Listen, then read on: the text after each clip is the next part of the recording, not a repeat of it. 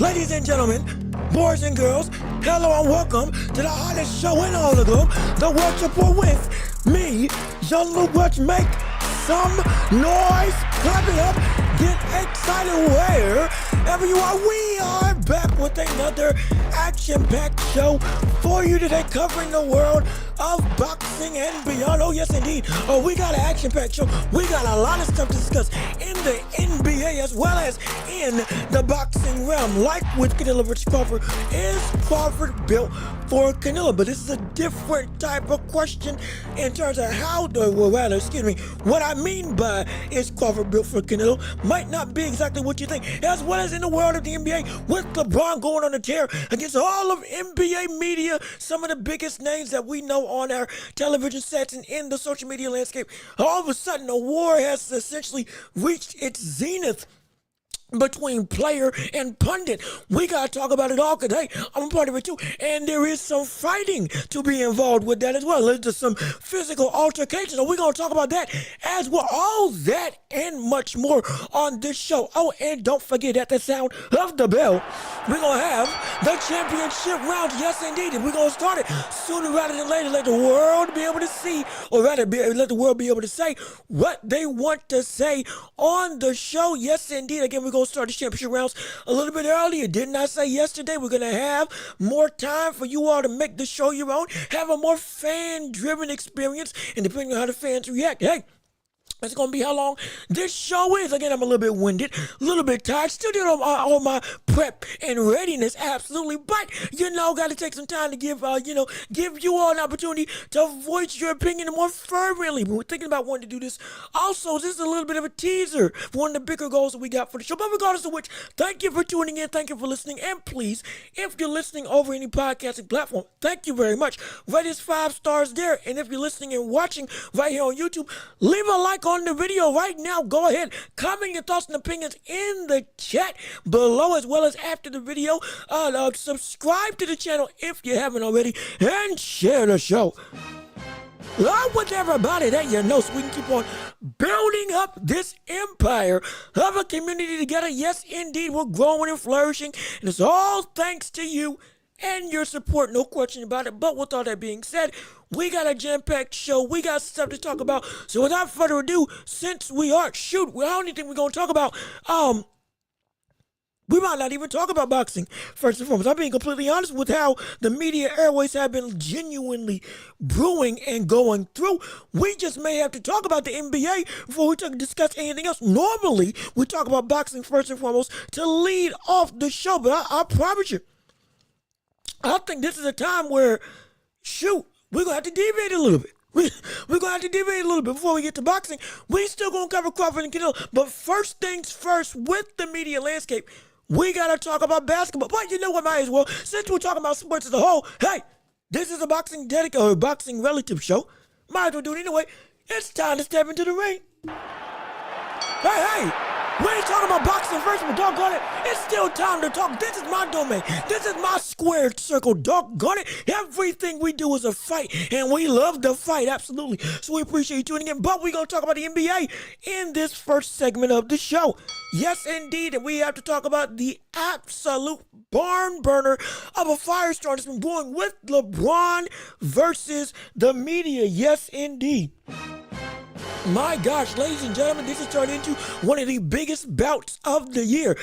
Outside of the ring, outside of the fighting landscape that we normally go into. This is absolutely diabolical, utterly insane, almost unheard of in the landscape of this much of publicized beef, as you could call it, between one of the biggest stars in the world, regardless of sports. One of the icons of the entire grandeur of sports ethos beyond just American culture and beyond even the boxing realm, beyond even the basketball realm, which he is seen as one of the pillars of the sport, one of the greatest, if not in some people's eyes, the greatest of all time in LeBron James. Regardless of how you rank him, the brother is on the pantheon, regardless of which. And now he's beefing with Stephen A. and, to be honest, the wider range of media, in a fight that we didn't all expect, but it's been brewing for a while, and now it's been taken to a different level. First, it started off with LeBron making comments about, or rather confronting Stephen A. about what had happened with Stephen A. talking about his son, which we had talked about in the past, which was justified because him going beyond the realm of just player critiquing, attacking LeBron as a father. Again, we covered this before. You can go back and look at the episode. Hey, major pop. And also, now it's devolved into now a full-on firestorm between LeBron going to Pat McAfee, having a whole hour interview that's got the world buzzing. If you haven't listened to it, take a listen to it. Hey, it's a really good interview. Really good sit-down. The LeBron versation, as Pat McAfee has called it. And genuinely opened up some eyes and opened up some real newfound opinions about how LeBron felt about this whole saga, feels about how over his career, how he's been covered, over the stuff, some of the false claims that have been said about him, some of the things where Buddy isn't really where some of these reporters actually are, though they think that they are there. He covered a lot of stuff in that inning, over an hour long, absolutely phenomenal. But when it comes to one man leading the charge, hey, at this point in time, it's him and Stephen A. at this point. Even though the wide array of media, again, was talked about. Absolutely. This is essentially, we want to equate it to Kendrick and Drake. This is, doggone it, this is Kendrick and Drake. Just about. This is, at this point, it is revolved around these two mythical figures in the media world. Stephen A. being one of the biggest figures in the pundit landscape, and LeBron being LeBron. And now, why do I say that this is relevant? Well, after what LeBron has said all on his show with Pat McAfee, then goes through, Stephen A. comes out afterwards. And he goes and says, if I can bring it up right now, he goes and says this. And I'm going to play the full clip for full context. Hold on, wait, if I can pull it up. Hold on, wait a minute. Hold on, it's here. I thought it was here. Hold on, wait a minute. Oh, excuse me, ladies and gentlemen. So sorry. Wait, excuse me. My gosh. I thought this thing was working like it was supposed to. My humble apologies. Stuff isn't cracking like I thought it was going to crack. And for my people listening out in the airspace, again, there we go. Okay, we good now. We good and ready. Here we go. As we pull up, this is what Stephen A. had to say about this whole saga after him going on the show with Pat McAfee. Just that he be happy.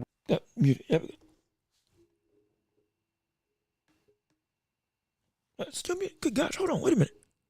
I never brought up really and never really discussed why you were. Oh my gosh, okay, hold on.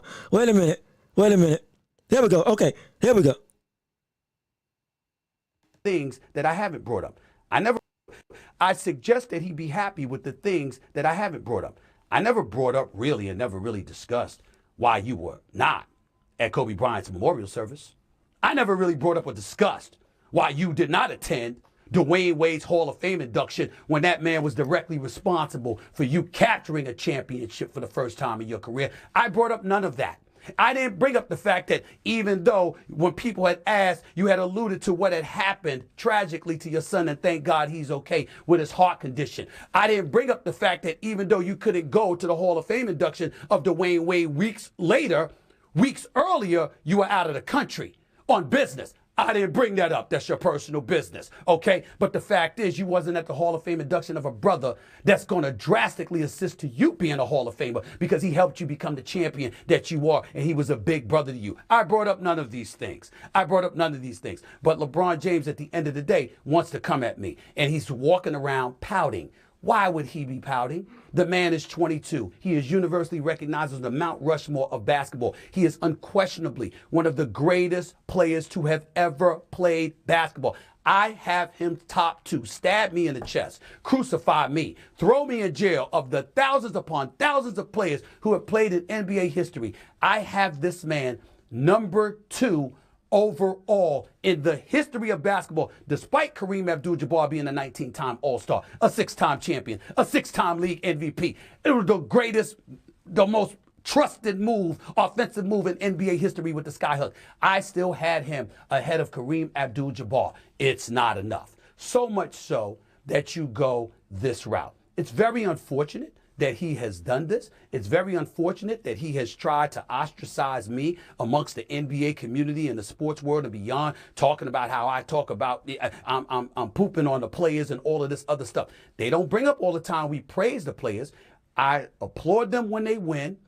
I criticize them when they're messing up in an effort to make sure that you don't do it again. I'm not wishing anybody to fail, but I have to call it how I see it because I have an audience to answer to.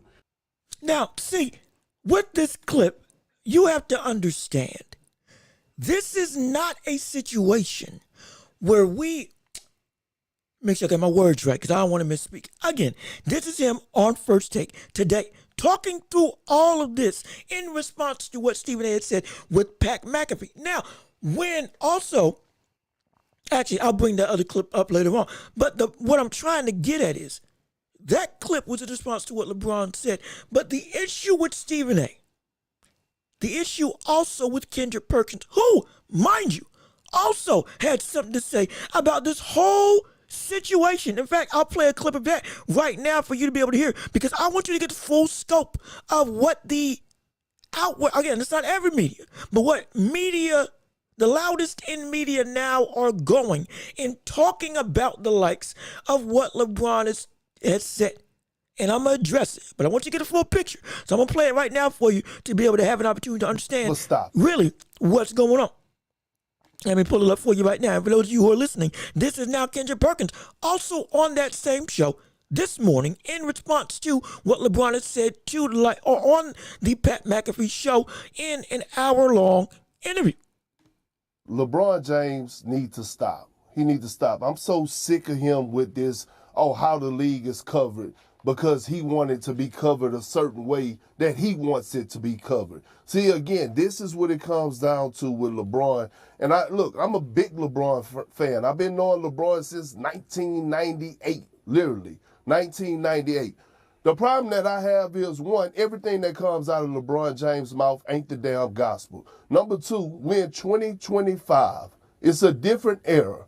Damn it, you have to adjust. But here's the thing. The coverage of the NBA, in my opinion, has been the same since I've arrived in the NBA, since I grew up as a youngster watching the NBA. Magic Johnson, was he not criticized? Kobe Bryant, was he not criticized? Michael Jordan, was he not criticized? Allen Iverson, he was criticized. So, in today's game, these players are so sensitive that it just don't make any damn sense. When I think about my boy Kevin Garnett and what he told me in 2008, 2009, Kevin Garnett was out. He was hurt. He hurt his knee. He was out for majority of the season. Rondo, he had elevated his game to another level. All of a sudden, Doc Rivers, he started running post-ups for me and things to that nature. And I remember KG telling me something. He said, Pert, just like your big ass run home and turn on ESPN, when you have a good game, keep that same energy when you have a bad game and use that fuel to go out there and prove people wrong, right? This is what you sign up for. When you enter the draft, you sign up for the good fame and the bad fame. It comes with the territory. And it's fair criticism. If you play well, we're going to give you your flowers. If you play like garbage, then we got to critique you. It is what it is. I am a Shaqtin' a Fool legend. Literally. I think I won MVPs when it comes down to Shaqtin' a Fool. Guess what? It didn't stop me from going to sleep at night. The AC was blowing on 60. The ceiling fan was still blowing. And my toes was doing this in the bed at night. Move on. At the end of the day, this is what it comes down to. Think about this generation right here. Since he want to talk about being critical, we really could go there. Think about with Magic, Bird, Jordan, Isaiah Thomas, Keem Olajuwon, Kevin Garnett, Tim Duncan. Think about the way that how they pave the way for guys today to be getting paid $50, $60 million a year. Think about what guys are doing today to actually hurt the next generation. Think about that for a second. Load management, right? Sitting out games, complaining about everything. So bad that Adam Silver, who I think is one of the best commissioners in sports, he got to find ways to make guys go out there and compete. In-season tournament, play-in tournament. So, man, what are we talking about? What are we talking about? That is a great question, Kendrick. And any other media pundit who may hold this same opinion. Again, speaking in respectful terms. What are we talking about? Because I think what we don't, or what people may fail to miss, this whole debacle is outright stupid. Because everything that LeBron has been talking about is the exact same stuff I've been saying and was the exact catalyst for why this whole drama is in fact happening in the first place. And again, all rights to First Take, ESPN, that is not my clip. That is not my, again, I don't want no copyright infringement. Let's get that straight right now. But let's be perfectly honest. I give you all those clips, unabated, completely raw. So you can make sure you get the full picture. What people don't understand, Stephen A. and others, this whole beef was because you didn't attack him as a player. This whole beef was because you didn't attack LeBron and haven't attacked others strictly off of their play. The whole beef was because Stephen A. went against LeBron and questioned his ability as a father to put his son in a position that Stephen A. felt that LeBron James was not prepared for. Now, you can feel that Bronny James wasn't prepared for the NBA to play at that point in time. That is player criticism. LeBron said on the Pat McAfee show that is all well and good. No problem there. Absolutely. Even I felt that same way. Hey, maybe you should go to the G League. There's no problem with that. But when you then went in the same breath and said, as a father, please stop this, which LeBron has continually said since he's been vocal about this, which, mind you, he's held his tongue on almost the entirety of whatever criticism that has been had over his career. Do you know why? Because all of that criticism, just about for the most part, was steeped in simply what he did on the floor. Nothing about his personal life. Nothing about that. So he didn't say anything. Again, go back and look at the interview. Pat McAfee show talks about it's your job to criticize what we do on the floor. No question. Has no problem. I have no problem. That's what I do on this show, whether it's basketball or boxing, which we're going to get into boxing. And again, for those of you who are tuning in, hello and welcome. I'm so sorry. This was something that was too big to miss, too big to overlook with our normal boxing content, because we are a multifaceted show. We do cover more than just boxing on the show. We cover the NBA, we cover the NFL, we cover a multitude of things, and of course we have you all's opinions and thoughts. No question. But to For this, it is now blown out of proportion. We are now getting essentially back and forth beef on a grand scale between one of the biggest stars in the world and one of the most well-known pundits in the world. Regardless of how you feel about him, this is, in boxing terms, this is the dream matchup. My gosh. But in all actuality, this is a fight that Stephen A. and others keep missing the point on. The root of the problem is that you have gone beyond the line of demarcation when it comes to what is in fact okay for you to talk about. This is not a situation where, yes, you signed up for this. We signed up, and anybody signs up at a job to be criticized or praised for their job, not for their personal life or their personal convictions, unless it is justly, aptly noted that something needs to be said about said actions, which, when stuff has been needed to be said about certain actions, we have talked about them, but all within the proper context.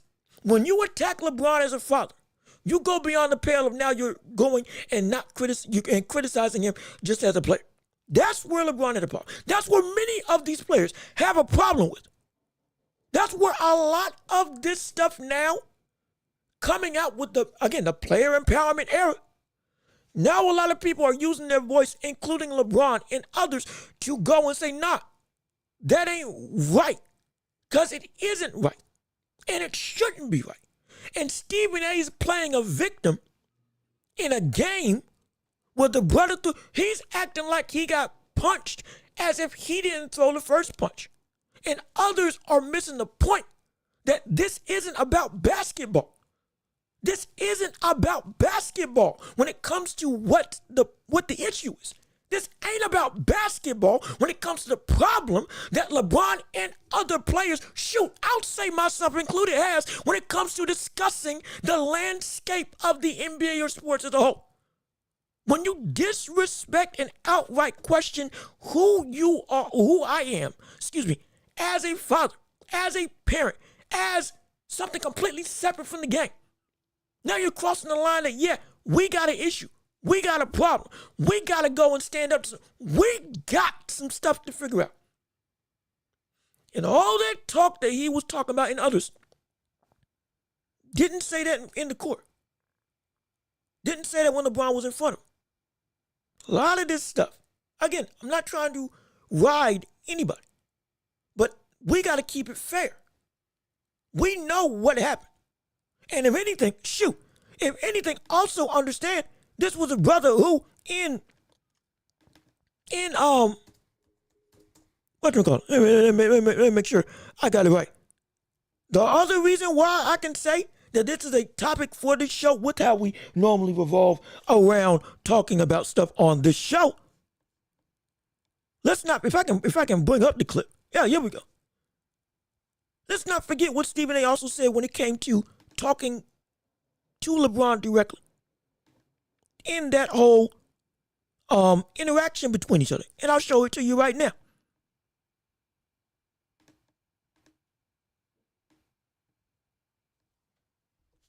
That man put his hands on me, I would have immediately swung on him. Immediately. That man put his hands on me, I would have immediately swung on him. Immediately. And see, this is exactly what, again, we're normally a boxing talking show. This is why I can talk about this now. Let's not forget, this is a brother. This is a brother who, the last time we saw him actively throw shots, now I can speak as a boxing pundit, as a boxing critic, as somebody, now it's turning into the fight game. Hence why I said this is a mega fight that we all want to see. Let's not forget, the last time we saw this brother throw punches was indeed a situation where this cat, mind you, he did tear his rotator cuff. Mind you, he did go through and have an injury. But regardless of which, but the last time you fought, and LeBron posted it on his own thing, so again, to troll and stuff like that.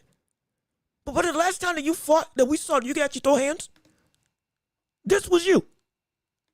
This was you. And again, this was you. I don't throw aspersions. I don't throw disrespectful stuff. But you have to understand, brother, you are not. Why would you even insinuate acting all big and bad on a point that you know is absolutely ridiculous? Absolutely stupid. And the main issue I wanted to address with all of this going on, for some reason, all of a sudden, we have heard so many years in the basketball realm, in the sports realm, people were tougher, people were bigger and better, people could take the heat. Why are y'all talking as if y'all can't take it? Older players could take it. Older players could do all this stuff. This, that, and the third. And one of the things that I've found of recent, as much as we have nostalgia, rightfully so, for the older era of boxing, or older era of basketball, older era in general, for a lot of things, people talk big behind the screens. But then when it's in person, now we got a problem. Now we got an issue. Now we got a real dilemma. This is a man who genuinely, again, mind you, rotator cuff injury, but he throws an uppercut like he's doggone shoot. Like he ain't fought a day in his life. He would not ever fight LeBron. If he did, he'd die. And he knows it. And and I'll even go a step further. Uppercut's weak. Whatever that shot to the body was, what do you think he is, George Foreman? Stand over somebody smaller than him? You got to punch down? That's hard. No, absolutely not. Again, I can critique now that it's in the actual boxing landscape. You know you wouldn't do that. You know you wouldn't do a thing. And yet you talk like that. What is the point? What is the issue? What is the reason for attempting to even go that far? Because you know that's cap. You know that's a mess. You know that would never happen. The biggest problem with all of this saga is that you are now contradicting everything that you said about the older generation being tougher, stronger, wiser, more better, all that stuff. All of it you've contradicted because you're acting exactly how you say modern day players act when you were called out, rightfully so. Whether it's you, Kendrick Perkins, Skip Bayless wasn't even brought up in this whole debacle of a conversation. Ironically enough, who's been one of the leading candidates for all of this talk, if you've kept up with sport media. We know this. We follow this. I followed this. This is like, if anything, we're seeing Stephen A. all because he objectively got called out. Legitimately turned into Skip Bayless before our eyes. I don't care about the GOAT conversation. I don't care about who he thinks is greater or not. I don't care about his level of Jordan or older era. I don't care about it. I am talking about in his approach to talking about people, athletes, beyond just athletes. He's almost at the drop of a hat gone from, hey, you ain't got to agree with the brother, but oh, he's entertaining, to now he's acting very much like the very things that he says shouldn't be in modern day players. In the words of Shaq, man up. That's what he and others would tell, whether it's about load management or other things in life outside of basketball. And it's a problem because it's almost like a lot of media is blind to the problem that they've created, the problem that they have made, and the bed that they've made for themselves. The inability to genuinely make it so that you cover the sport in an authentic way due to hot takes, due to legitimately, and that's it, falsifying information. Let's not forget, I'll go back and show you one of the biggest egregious things about this whole diatribe that we just saw with Stephen A. Do you understand that when I'll play the clip again so you can see it, with the whole LeBron and Kobe situation? Things that I haven't brought up. I never brought up really and never really discussed why you were not at Kobe Bryant's memorial service. Excuse me? You use Kobe Bryant's death to try to defend why you think LeBron is over-exaggerating? Oh, and if you didn't know, let me get on the big screen so I can make sure y'all see me. Oh, and if you didn't know, LeBron was at Kobe's memorial service. LeBron was in attendance with a bunch of other legends. But he explicitly asked, as well as other big-time stars who were at the event, both in the NBA and beyond. He asked specifically not to be filmed because he didn't want to be on camera. Because this wasn't something this was a intimate, sorrowful, mournful situation of one of the people that after basketball, he became incredibly tight friends with. They were always tight on a competitive level, respected each other. But as LeBron said, again, in the Pat McAfee thing, it didn't flourish until after Kobe had gotten done playing. And once he got to LA, and all of a sudden, they were as tight as can be. But he asked not to be on camera. And you use Kobe Bryant's death and a false claim about what LeBron did in reaction to his death as a means to go and defend. Oh, I'm talking just sports. You need to get over how you are overreacting at this whole situation. Do you see the hypocrisy and the legitimate disgusting nature that all of this bred? This is outright despicable. Again, he's turning into the likes of the worst of Skip Bayless that we have all said, specifically in reference to LeBron, but for the bigger landscape of media, that we all recognize is a problem. It has not just been about sports. It has never just been about on-court production. It is about you and others going beyond the pale and objectively making issues out of things that should not be crossed when it comes to discussing sports. Because what will cause you to defend yourself? What will cause you to lie about one of the biggest tragedies that we've seen in the history of sports, dare I say life in general, with Kobe Bryant passing, one of the biggest celebrity deaths that we have ever seen, rocked the landscape of the very foundation of every sport in the world. Soccer, rugby, football, basketball, didn't matter. Everybody was shook up by it. And you use that as a means to try to demean LeBron, who called you out on something that was justifiably you needed to be talked about or talked to. They keep missing the point. A lot of media keeps missing the point. It's not about you talking about what the players do on the floor. It's not about you criticizing whether they suck or whether they're playing great, whether they're a bum, whether they're a superstar, all that stuff. Being skeptical. It's not about that. It's never been about that. It's always been about integrity and knowing where the line of demarcation is.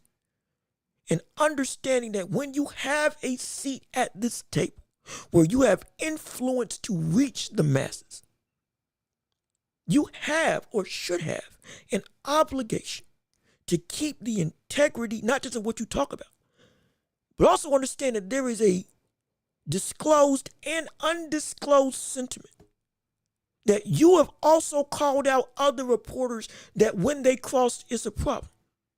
Like with the chat, like with Jason Whitlock and other reporters who have been put on blast because of their incessant stupidity. And I can call it stupidity at that point because that's apropos. Jason Whitlock is one of the prime examples. But when it comes to this situation, and I'm passionate about it because this is what I want to do, you can't be that blind to a problem that you created and then act like the victim when you threw the first punch. It don't make no sense. Both figuratively and in this case with Stephen A, literally. Saying if he even touched me, I'm swinging. Now, granted, he probably said he would get destroyed afterward, but regardless of which, he ain't winning that fight ever. And he ain't winning this fight now.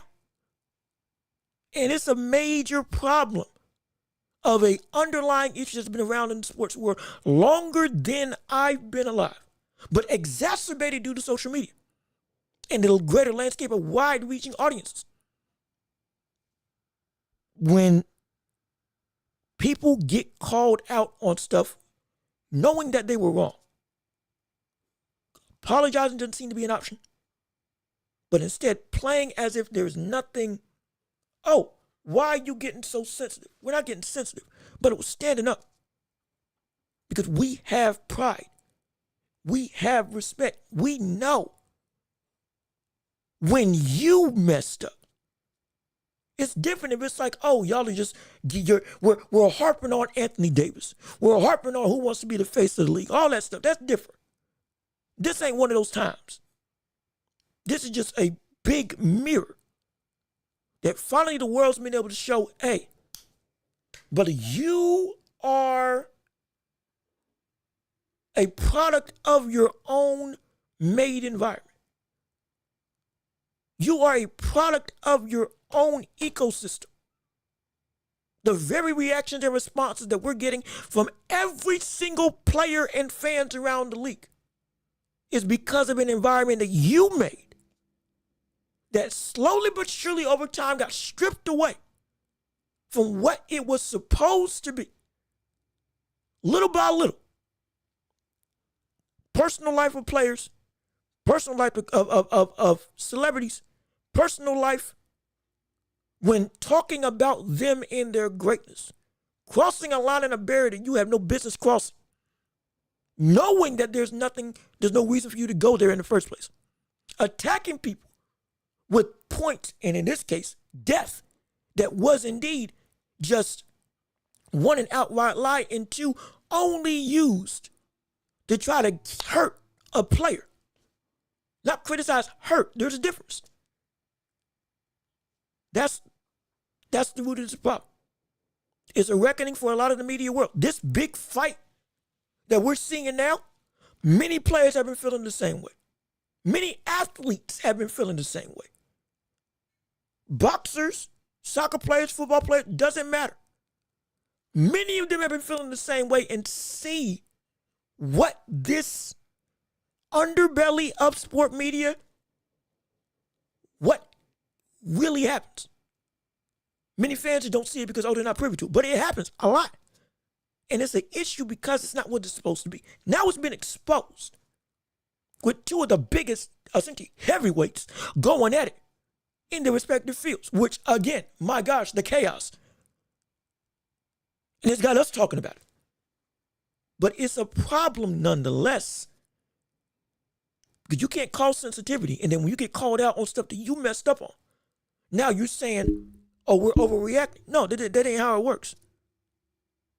You're trying to use stuff to hurt the character, the person, and the legacy beyond the sports realm of on the court.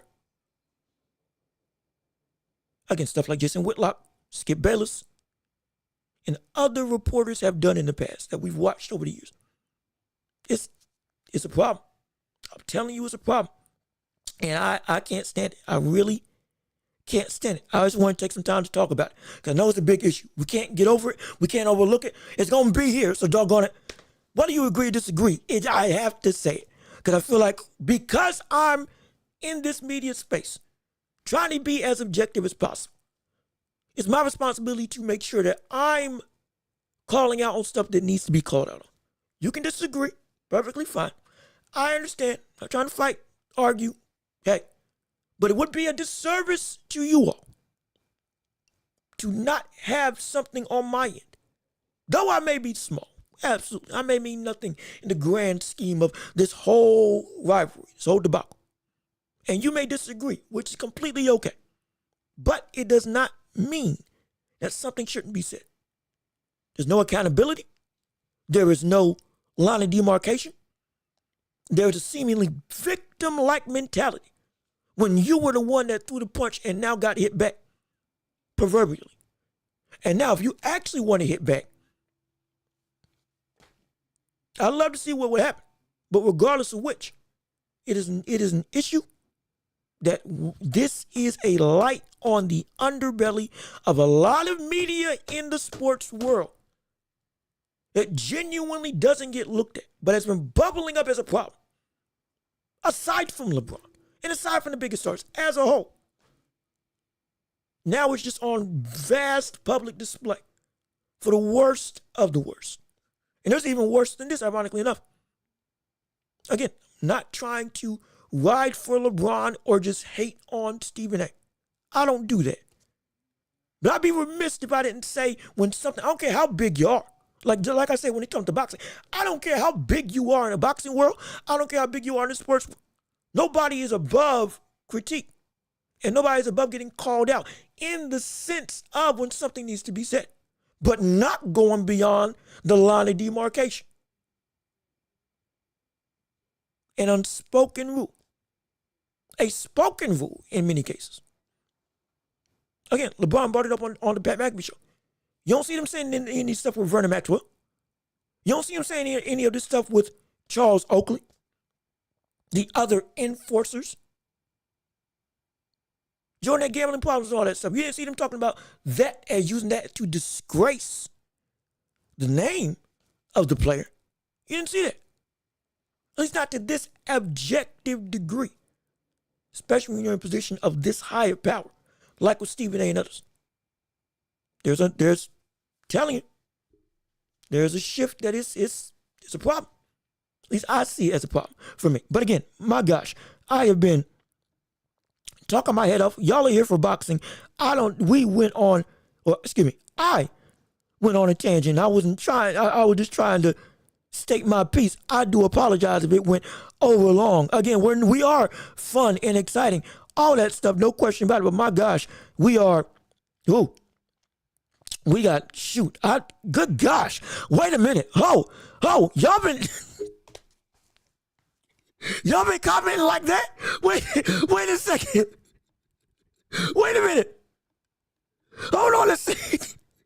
Y'all been talking like this? Shoot, I am so sorry. I was in my own, oh my goodness. I was so focused. My goodness, excuse me. Great day in the morning. How much did I miss? Oh my gosh.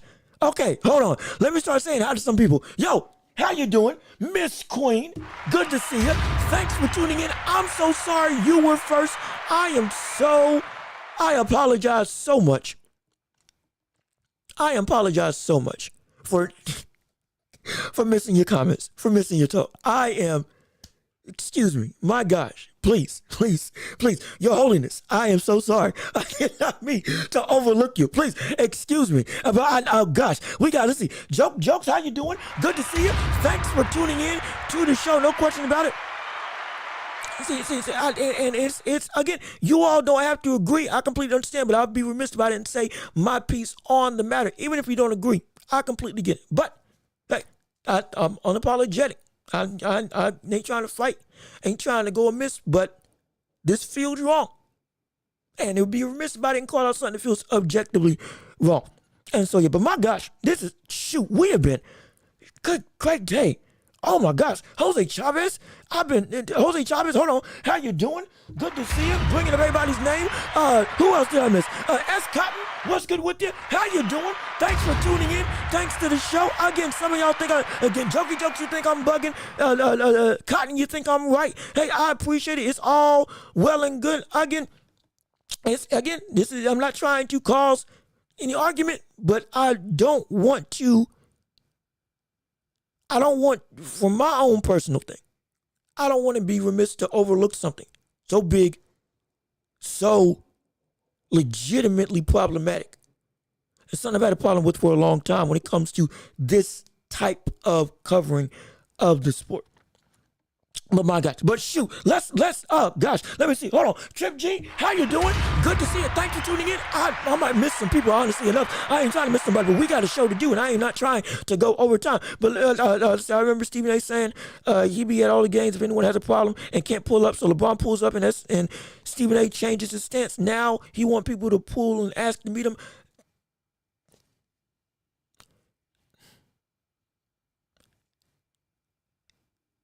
this right here. This is almost the, I couldn't put it any better. I couldn't put it any better. The way he's talking about LeBron now is not the way that he was talking about him before. Regardless of which, again, forget the GOAT debate, all that stuff. He was not going like this. And it's not like LeBron has said anything that was so disrespectful and scathing. He brought up a legitimate issue. And he confronted him when, again, he crossed the line counting him as a father. Stephen A. has said, whether it's Kobe, Allen Iverson, don't matter. If you want to see me, see me. You know where to find me. Quoting him, you know where to find me. And LeBron went to him and found him.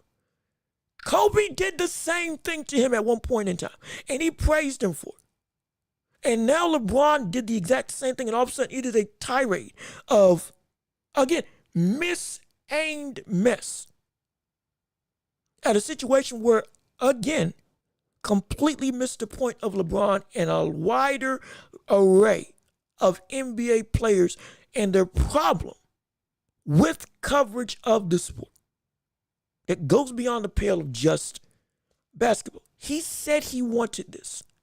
He said he wants to see you. He said, meet me anywhere at any time.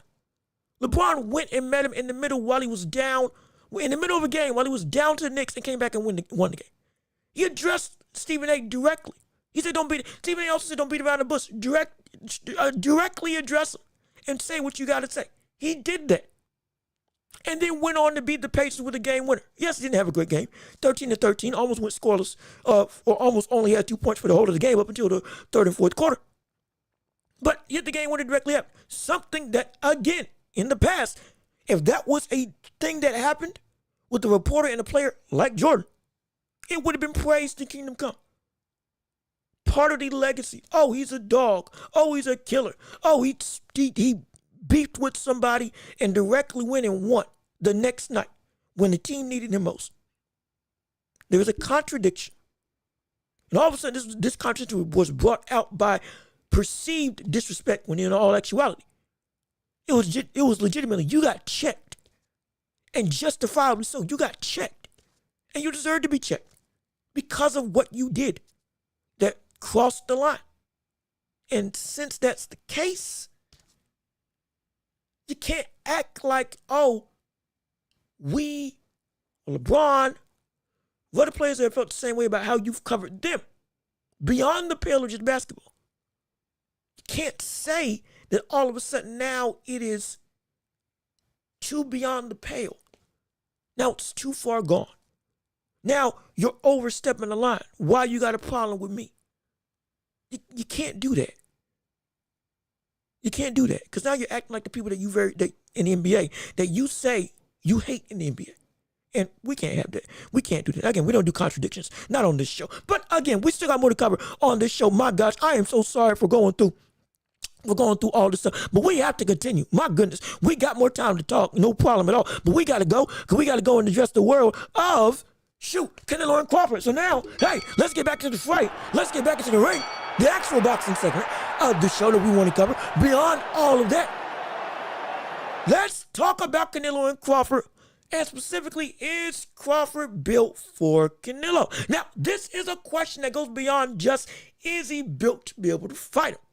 Of course, we've had questions about his weight, about his size, him being smaller than the likes of Canelo, no question about it.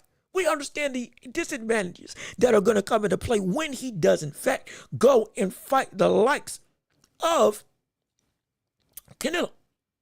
The power, the weight, the durability, the potential stamina. Let's not forget the potential stamina issues that may come about with the added weight of Crawford moving up to 160. Again, he's trying to cut it right by going up to 186 and then cutting down by the time the fight actually comes through. To why he's taking time off outside of the ring. And instead of going and actually getting the fight, going to strictly being in the gym day and night. All of that is absolutely understandable.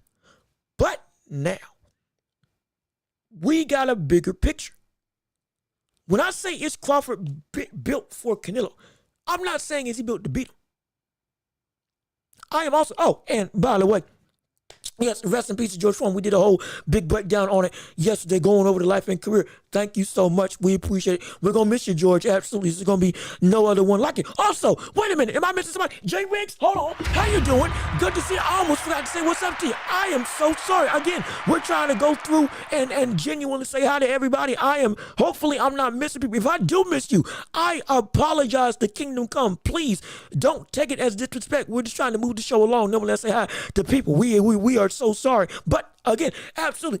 RIP to George Foreman, no question about it. We appreciate the life and legacy. Now that we're in the boxing realm, we will never forget the impact. There will be no one like him. But when it comes to the likes of Crawford, though we say he is also another one of one in this modern day generation, I'm not saying is he built for Canelo as in can he beat him. I'm saying is Crawford built for Canelo to beat stylistically. That's the biggest question. Is Crawford built for Canelo to beat style-wise? When you look at them fighting against each other, beyond just the veil of fighting or bigger man versus smaller man. Power puncher versus, again, well-rounded boxer, though we know both of them are well-rounded boxers. Is Crawford built for Canelo to make easy work of? That's what I mean.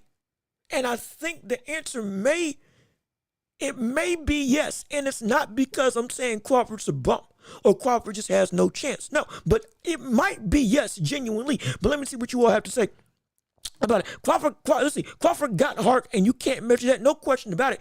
Absolutely. And let's see. Foreman should have made Foreman brand sledgehammers because that's exactly the style. That would have been smart. My gosh, that could have been good. But again, he didn't make the George Foreman grill. So it's like, the brother, he came out pretty okay. He came out pretty all right. Setting over, 100 million units?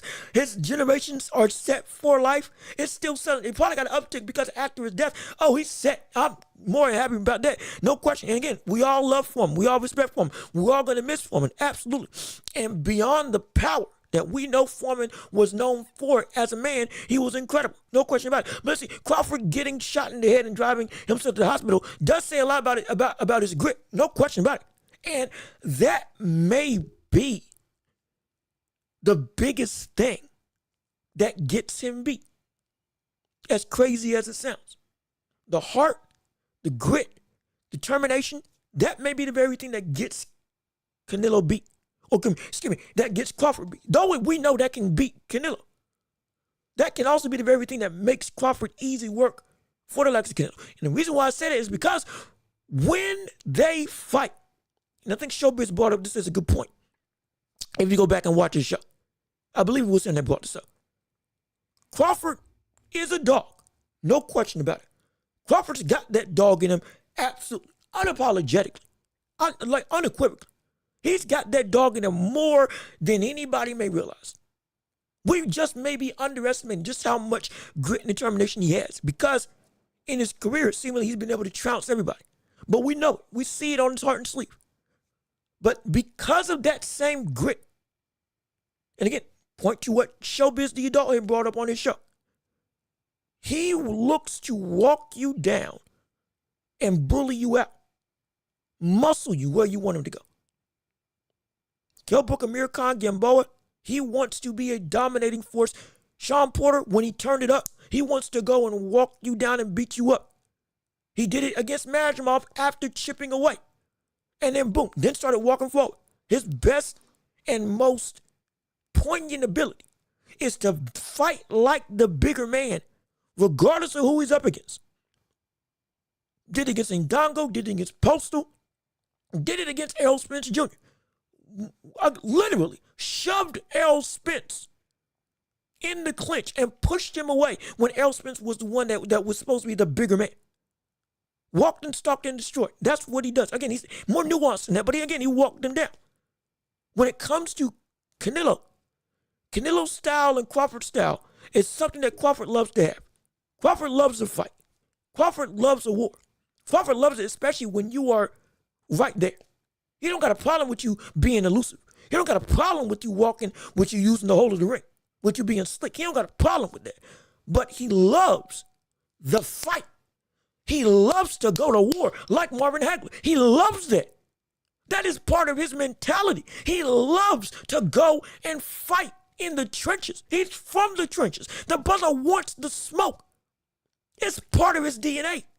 And because of that, it drives his fighting style, and it leads to what he also loves, which is somebody that can meet him in the center. Somebody's going to be a dog as well. But with that being the case, Canelo is somebody that, what's his style? Walk him down, walk and stalk, catch and shoot. He's right there for you to hit him. He is there for you to hit him. It's just so dangerous if you try. He is in front of you to hit him. He ain't got the greatest footwork now in terms of a fleet of foot. He's more of a plotter at this stage in his career. Still dominant, don't get me wrong. It's just stylistically, he's a plotter. He walks you down, cuts off the ring, uses those big power shots and all that stuff to emphasize his size and strength. But at the same time, it is exactly what Crawford wants. He wants you to be in front of him. He wants you to give me something to have to work around. He wants you to dig as he digs his body shots into you. He wants you to go and push him so he can push back and show you he's the bigger man. That very discrepancy, that very mentality can be the very thing that gets him beat. Because if you try to play that game against Canelo, the scariest thing about it is up until this point, even with the likes of Smiths, nobody was able to win that game. Nobody was able to win that game. That game of who's the bigger dog, nobody was able to win it. Kell Brook couldn't win it. Spence couldn't win it. Porter couldn't win it, and he was winning the fight. He could. So because of that, it's like, ooh, shoot. Now, what is it that you can do? Or rather, because of that situation of now Canelo is just and not only as big of a dog, but can meet you in the center, make it a war like you love to have it, and also have the ability to win that war. Could it be that Crawford's grit and determination and outright drive, you could almost call it bloodlust, of wanting to be challenged, wanting to be tested, wanting all that smoke, could be the very thing that puts him in the biggest danger? Because one of the things, again, we love Crawford. He's a technical savant, no question about it. But once he really gets into his element is when he opens up and takes chances. When he opens up and really goes through and boom, it's time to work, it's time to shine. It's time to go. It's time to try to get him out of there. Not saying that Crawford's going to, because he said in the past he's not going to go and look for the knockout, but if it's there, boom, he'll get there. He'll do it if it's there. So he's not stupid. But at the same time, what has happened every time that we've seen Crawford hurt? What has happened every time we've seen Crawford on the back burner? What has happened every time in a situation where Crawford has been pushed, touched, rocked, knocked down, or behind on the cards? In every situation, all of a sudden, he becomes, again, a new version of himself. Again, that's sixth gear. He flips a switch, turns to a different animal, goes and tries to take you out, take your head off. All of a sudden, it's almost like his mentality switches from just boxer to animal. Now, he's going to go get you. He's going to get his get back. He's out for blood because you drew blood on him. That could be the very thing that gets him beat by Canelo. Because if you play that same game with Canelo, let's say you do get hurt. Let's say you do find out that you're behind. And you're like, okay, yeah, I got to turn it up. We got to go. We got to make it a war. We got to do what we do best. Let's meet it out right here. It's, as much as I know Crawford is a dog, it's hard for me to say that he can win that type of war. It's difficult for me to say that if it gets to that situation where he's got to pull a Sean Porter-like performance, or he's got to pull a Gamboa-like performance when he got rocked and knocked down. When he's got to pull performances where stuff is indeed you're on the back burner. And you got to do what you do best and fight your way out. Not saying that he can't. Of course he can. But the way that he goes about doing it leads to the very way that Canelo loves to fight. Catch you in counters. Catch you on the inside. If you're coming forward while I'm coming forward and we're meeting in the middle, we going for broke. And Canelo knows he can win that battle. That's exactly what he wants to be. Again, as much as we see Canelo as a body snatcher, as much as we see him as, again, a shell of a fighter who goes through and walks you down and then, again, catch and shoot. One of the biggest attributes, he's a counterpuncher. That's one of his biggest attributes as a boxer. He is a counterpuncher. He's a counterpuncher that in the pocket can go and catch you and clean you out or hurt you or rock you or get the better of you. Because, again, his speed, his power, his size, all that stuff. And when it comes to Crawford, when that inevitably does happen, there's going to be a situation where Crawford's going to go. He's going to move. He's going to work. He's going to take that opportunity, flip that switch, and turn into the dog that we know that Crawford loves to turn into.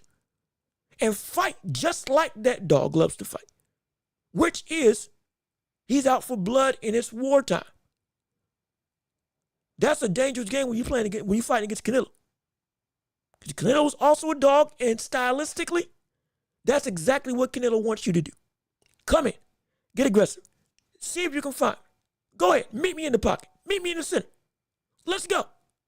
And that's where the biggest danger can be for Crawford.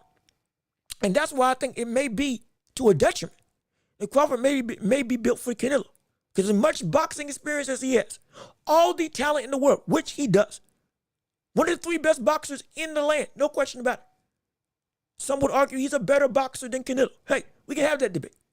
But in the grand scheme of things, when Crawford turns into the killer that we know, once that switch flips for him to take it up a notch to that elevated 6th gear that we know few in boxing have, that also Canelo has, we have ourselves a situation where stuff can go awry for the likes of Crawford. Because how Crawford fights when he gets in that state is perfectly built for Canelo to go and clean house. Not saying it's going to happen. I'm saying it's something to think about. When you go through the landscape of how Crawford goes into that new mode, that next level, that could be the exact thing that Canelo wants. Because then now he doesn't have to work with cutting you off. He doesn't have to work with trying to make it so that he makes the ring half the size. Knowing Crawford, he'll meet him where Canelo wants to be. At some point in time, it's going to happen. And that's where the biggest risk that could actually backfire, because you end up with another dog that can win that type of war that you've won every single time in your career. Canelo's that guy that can be the fight, that actually be the victor, and do the one thing that you thought was, that you've proven seemingly is impossible when you fight against the likes of Crawford, which is when it comes to an outright war and you in front of me, you ain't beat me. For Canelo, that could be a completely different story. And that's where, hey, Crawford may be built to get beat. Hypothetically. Again, nothing set in stone. Just something to think about hypothetically. Let's see what you all have to say on the thing below. Oh, we talking about George Foreman in the chat. Let's see what we have to say. Mike ducked Foreman. Yes, he did. Mike did duck Foreman. And also, Foreman didn't want nothing to do with Mike. And I'll explain why real quick. Also, Warlock Boxing, salute to you. How you doing? Good to see you. Thanks for tuning in to the show. No question about it. Thank you so much for having the time. I appreciate you being here. And everybody in the chat, thank you so much for having your time out on the show. Absolutely. We appreciate all of you in the chat and all of you that are just sitting there watching or listening to the show right now. But again, real quick to go back to Miss Queen, Mike Tyson ducked Foreman. Yes, he did. But it was also Foreman had said to Max Kellerman, when Max Kellerman, you said Max on Boxing on ESPN, he didn't want nothing to do with Tyson either. It was a mutual respect that none of them wanted anything to do with each other. Tyson said, I don't want to deal with that monster. I don't want to deal with that menace. Literally said, I don't want to deal with that. You have somebody else. If you want somebody to fight him, you get in the ring with him. I ain't getting in the ring with that madman. And Foreman was like, I didn't want nothing to do with Tyson. The energy, the power, the speed, head movement, all that stuff. I didn't want anything to do with it. It was a mutual respect of you stay over there, I stay over here. I don't want nothing to do with you, and you don't want nothing to do with me, which is completely fine for how they both talked about each other. So yeah, no, that is true. That is true. They both didn't want anything to do with each other. So yes, Tyson did duck Foreman, absolutely. And Foreman was hoping and praying Tyson didn't get anywhere close to him in the title picture, because both of them have stated they didn't want anything to do with the other. No question about it.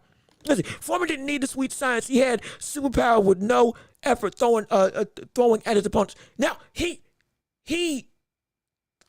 didn't need it, but he had it. You gotta understand, at the age that he won the Olympics, he was a great, gifted, talented boxer. Trained by Sonny, or mentored by Sonny Liston, as we've covered before. But technically, he had two different styles, both of which are incredibly hard to implement, but both of which are sweet science-wise, are incredibly impactful.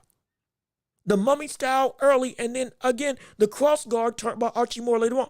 In fact, I believe he was a better technical fighter in the latter half of his career than he was in the first. Defense was better, though his athleticism was lower. Gained stamina when early on it was, hey, the one thing about after Ali fought Foreman was, hey, you can get him with stamina. If you can get past 6 to 8 rounds, you have a chance against him. Similar to some of the things with Tyson. If you can get past rounds 5 or 6, hey, you got a shot at beating the likes of Mike Tyson. But in the latter half of his career, he fixed a lot of those things, or rather became smarter in how to manage all of those things, which in turn made him a better technical fighter. And if he has that level of evolved technical ability that he had late in his career, early in his career, more patience, more, I don't want to call it methodical, because I think he would have still kept the same pace, but more, all of that technical ability, the better defense, the more nuanced use of his jab on top of the athleticism power that he had at a younger age. My gosh, you want to talk about a monster that I don't know who would have been able to beat him at his best? That's a real question.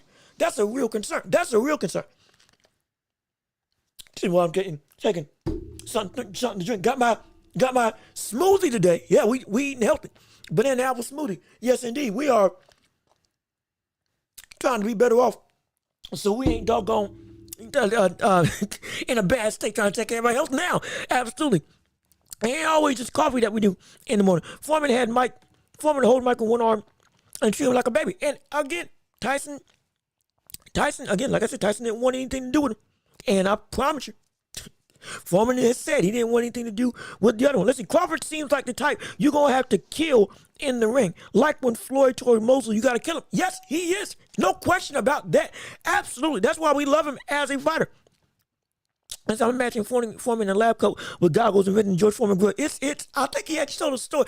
I forget where. See, he talked with somebody, some show years ago, about how he found out about the George Foreman grill. No question about it. Go find that. I think that's where he explains how he found the invention, how he made it better and all that stuff. And all that. But it was, again, made him money. Absolutely. And it's a staple in the boxing,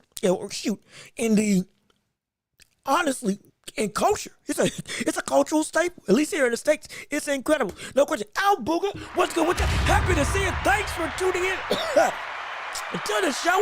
Happy that you're on board right here on the Welch Report. We got some time. And shoot, I think right now, like I said, we're going to open the floor up earlier to the championship rounds. I want to hear y'all's voice more often. So I think we're about to go into it right now. Canelo, another boring decision versus Crawford. Mark my words, I disagree, but that's a great point to go into the championship round show. Like I said, we're going to open the floor up to the world of you all and make the show your own as we go with the championship round. Yes, indeed. Yes, sir. It's time to make the show your own. Shoot.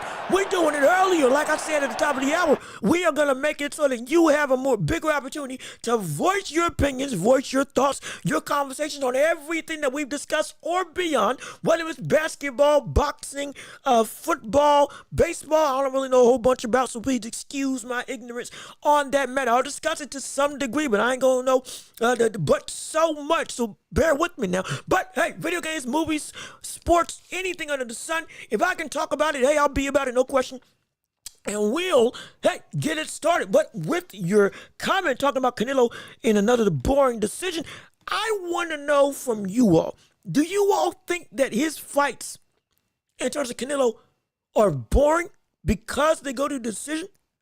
Because while I don't like the recent opponents, I wouldn't say that his fights have been boring over the last couple years. Yes, the opponents have been abysmal based on what we want, no question about it. But the actual production inside of the fight, I would say is pretty exciting. When he fought John Ryder, both of them got bloodied up. He knocked him down, but couldn't knock him out. That was an exciting fight. When he went up against Berlanga in a fight that, again, we all despised. We did not want that fight. We did not ask for that fight. In fact, we were all saying, hey, look at us. We got the problems here.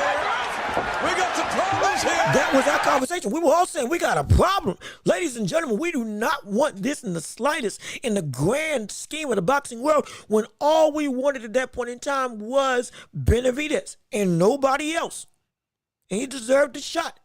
And you get Berlanga, who didn't, again, though he beat McCrory and he won the sweepstakes, he still shouldn't have gotten that opportunity because he hadn't done anything in any sort of capacity relative to the accolades that Canelo had done, and in his own career with them, again, on a vast streak of going from, 13 to 16, 13, 16 KO to start his career, to then boom, 4 decisions, all of which were worse than the next in terms of his individual production, that we all were saying, this is a problem. He didn't deserve that opportunity. But that fight in and of itself was more entertaining than we all expected. Actually had us invested. Berlanga was actually putting up a good fight. Got knocked down, got back up, was actually landing some good leather on the likes of Canelo. Though he lost cleanly and lost objectively. It was pretty, it wasn't just some snooze fest in terms of the fight in and of itself. Jaime Munguia, same thing. Exciting fight, exciting war. Outclassed Munguia, but Munguia was game, and both of them put up a great display. He could have knocked him out, but he held him up genuinely. But it was a good fight. So I don't think it's wow. You can say decisions, no problem. You can say his power potentially isn't what it used to be. We can have that conversation. God believe it? That's why we can talk about it. But still, objectively, I don't think his fights are boring. I think his fights are pretty exciting. Hulk Hogan should have been the face of Foreman Grill, but he missed the call from his agent. Yes, he did. And to a lot of people, they're saying good riddance to Hulk Hogan. We're glad he missed out on the opportunity. If you don't know, Hulk Hogan's been in some very, and I do mean very, some very disparaging allegations and circumstances that made a lot of the public turn on him. Some would say justifiably so. So we're glad that I'm glad that George Foreman got the grill. Because that's a brother who, he, by all accounts, deserved it. And, this is good work with the money as well. So I ain't got no problem with that. But he did miss the call. Listen, they were saying the same thing about Floyd Mayweather since this. Hold on. Okay, there we go. They were saying the same way about Floyd. They were saying the same thing about Floyd Mayweather. That points is expected because he's been on top of the game for so long. And you're right, but also I think it was a little bit different. And Hulkamania will live forever. Again, look, everybody loves and remembers Hulkamania. Absolutely. Now again, in recent years, some of that there's been a change in how we feel about the person Hulk Hogan. The character everybody loves, but the person, now that we've been able to see behind the ring, or rather behind the veil of business that the wrestling business is, people, we respect the time, but also people that kind of, a lot of people are kind of past the era of Hulk Hogan, but we always remember and the indelible effect that he's had on the course of wrestling as a whole, regardless of how you feel about him. Any of us, it can't be taken away because it did happen. And that is undeniable, which from again, a full contextual account. But again, whole nother conversation. Let's see. When it comes to Floyd, this is correct, but I think it was a little bit different. Floyd, most of his fights, especially when he reached the top of the game, they were going to decision, but it was boring because people misconstrued it running with defensive boxing. They misconstruing running or the ability to run. Excuse me, let me phrase it. Legitimate running like it's like we had with Shakur and De Los Santos. They were confusing that with what Floyd was actually doing, which was pinpoint boxing acumen. There is a difference in running away and being able to hit and not get hit. Floyd completely encapsulated that. But again, the narrative of the brother talks a lot and only wins by decision, which makes us hate him more.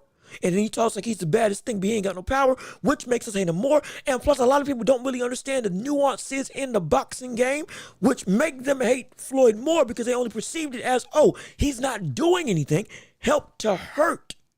In many people's eyes, the cachet of the likes of Floyd Mayweather, when in all actuality, his actual boxing ability was incredible. And the more you get into the sport, the more you understand, oh my gosh, this man was stupendous. He was so good that he made greats look bad. He made greats look like they didn't belong. People that are indeed Hall of Famers and are indeed in the pantheon of boxing for that era and even in all-time greats. He made them look like they were nothing. But he was doing it flawlessly. We've had our critiques about Floyd Mayweather, about how he went through his career, about how his money mentality has hurt the game of boxing that we're just now getting out of. Again, Floyd Mayweather era is because many boxers followed that same blueprint of once Floyd became money.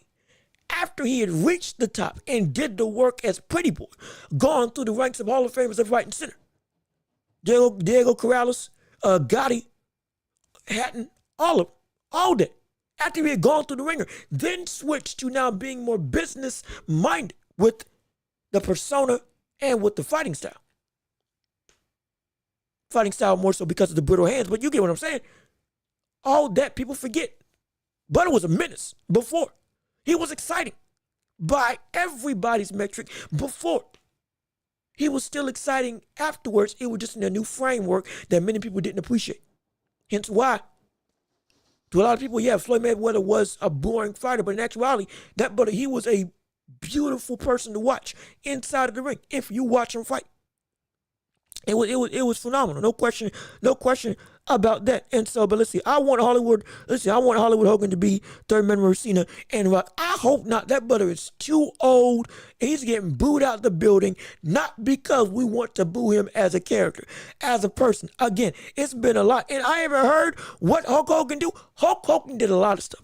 Hulk Hogan robbed a lot of boxers. Hulk Hogan legitimately lied on a lot of boxers' names, or excuse me, not boxers. He lied on a lot of wrestlers' names to keep them down in the business of wrestling. He's racist. He didn't want his daughter to date any black people, calling black people the hard R, saying, I'm fine with them. I just don't want no, again, N-words dating my daughter, hard ER, and a bunch of stuff. Went to court for multiple different things.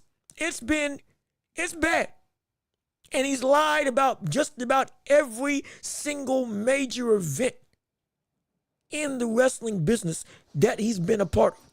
Whether it was his involvement, how the matches were made, what made matches mess up, or what made anything behind the scenes in business. It's horrible. Look it up. There's a whole video that goes through the lies of Hulk Hogan. Undertaker, if you know the Undertaker, has so much stuff. When Undertaker won his first championship against Hulk Hogan, when he hit the tombstone, Hulk Hogan tried to say that Undertaker broke his neck on that move and made him feel guilty and made him feel like he wasn't a safe worker inside of the ring. could have legitimately derailed one of the greatest careers we've ever seen in wrestling history. And when Undertaker went back and watched the match and saw, oh, wait, I didn't do that to him at all. Oh, he lost the respect of one of the most poignant leaders in wrestling, period. Mick Foley don't like him. Shawn Michaels don't like him. Rock probably don't mess with him. Most, if not all, of both current and past wrestlers, current and past fans. Now, they don't want him. Because good reason. Mark Henry don't rock with him. Booker T don't rock with him. Nobody. Cena don't even rock with him. The person Cena don't rock with him. It's bad. Oh, it's horrible. It's terrible. It is absolutely,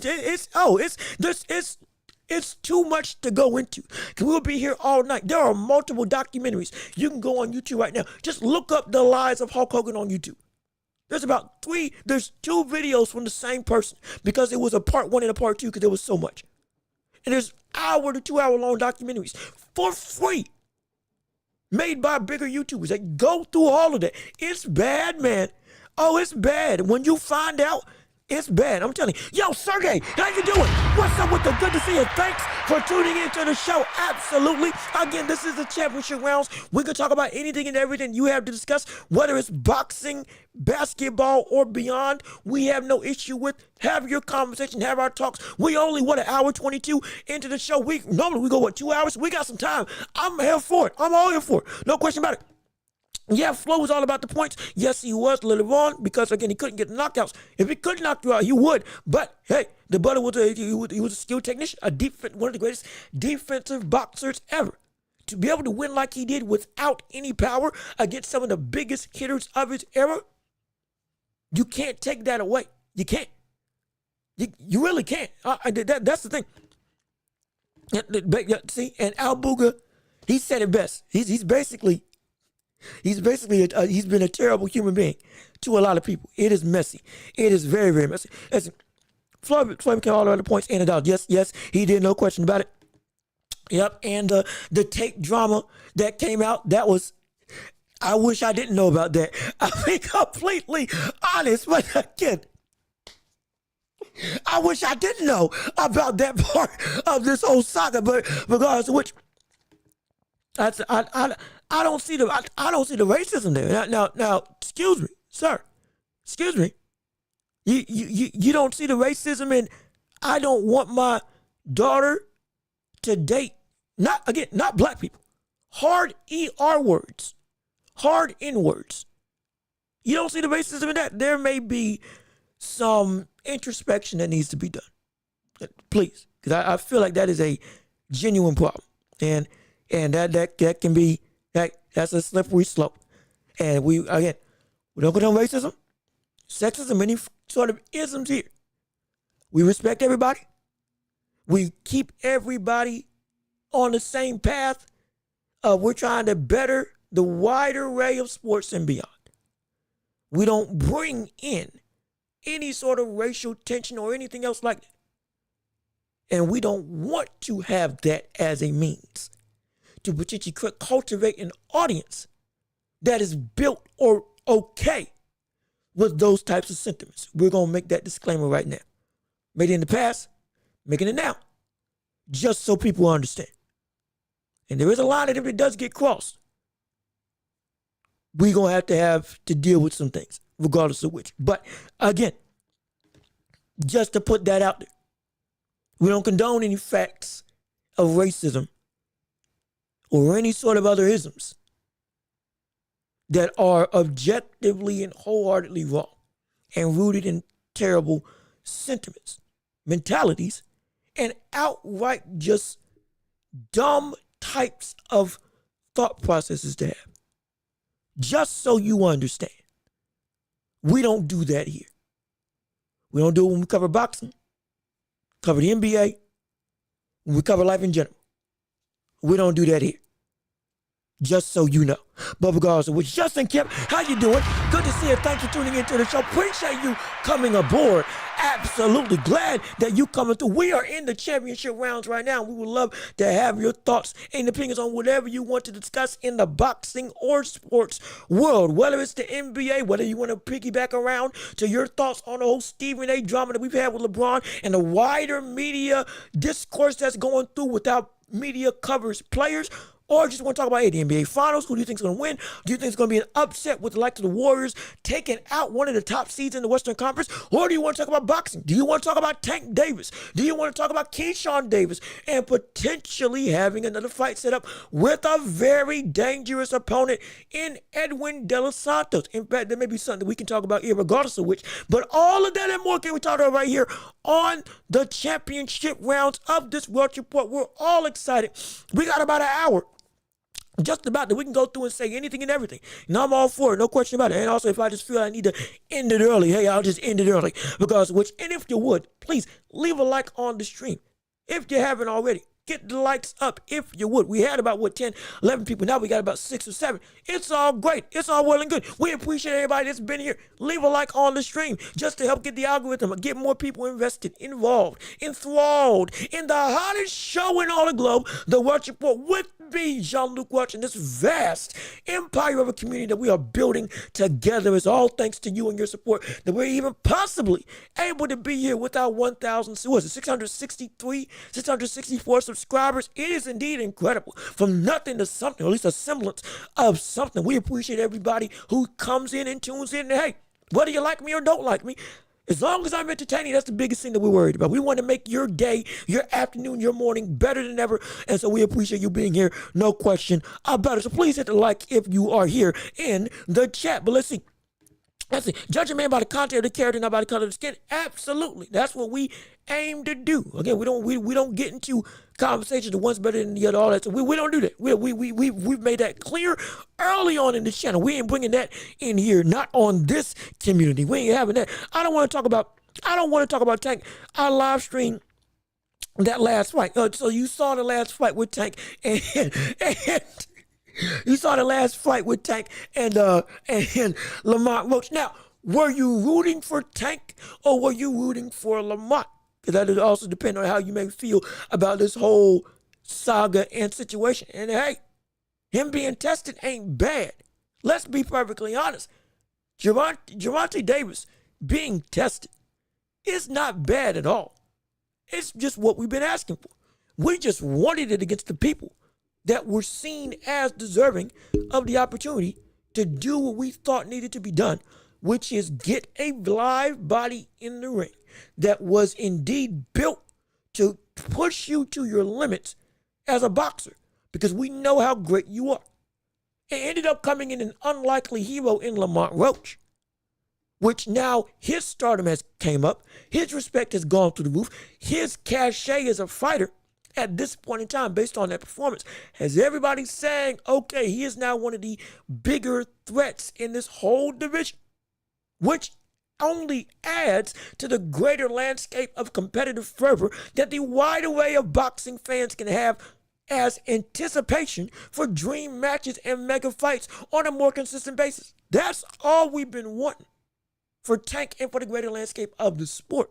So I would say that it was necessary in more ways than one, not just for Tank, for the greater boxing world. This fight was necessary and it needed to happen. I was so disappointed you couldn't tell me Tank wasn't going to knock out. Like, brother, you couldn't tell me nothing. You think you couldn't tell you something. I came on here publicly and I was like, yo, this isn't going to be a fight. 5 rounds, he's going to be done, washed up. There's going to be nothing that Tank has to worry about. No power to be concerned about. There's no chin to be worried about. He's flat-footed. He throws himself off balance when he throws his shots. As what we had seen in the past in his fights, he's able to be hit. Genuinely does not show any of these skill sets at a level necessary to give Tank a competitive fervor. I'd said that routinely, multiple times, and he shut me up. And I'm happy he shut me up. I'm glad he shut me up, because he shut me up and showed me I got to pay attention to this brother. This is all good. I'm happy. I'm happy I was wrong. I even said, I hope I'm wrong and that this is a good fight. Because my goodness, we don't want this fight to happen. And thankfully, blew all of our expectations out the water and shut everybody up in the world that had something to say about Lamont Roach. That brother's real. That brother is legitimate. That man is one of the bigger threats now at 135. I want him to stay at 135 now because I want to see him go up against the litmus test of everybody at this point. If you can do this against Tank, brother, you're right in there with the likes of Lomachenko, Shakur, Keyshawn Davis, and in that conversation with the T.O.s, the Ryan Garcias, and the Devin Haney's. It makes it more enthralling. We love it. Appreciate it. And we're happy it's happening. No question about it.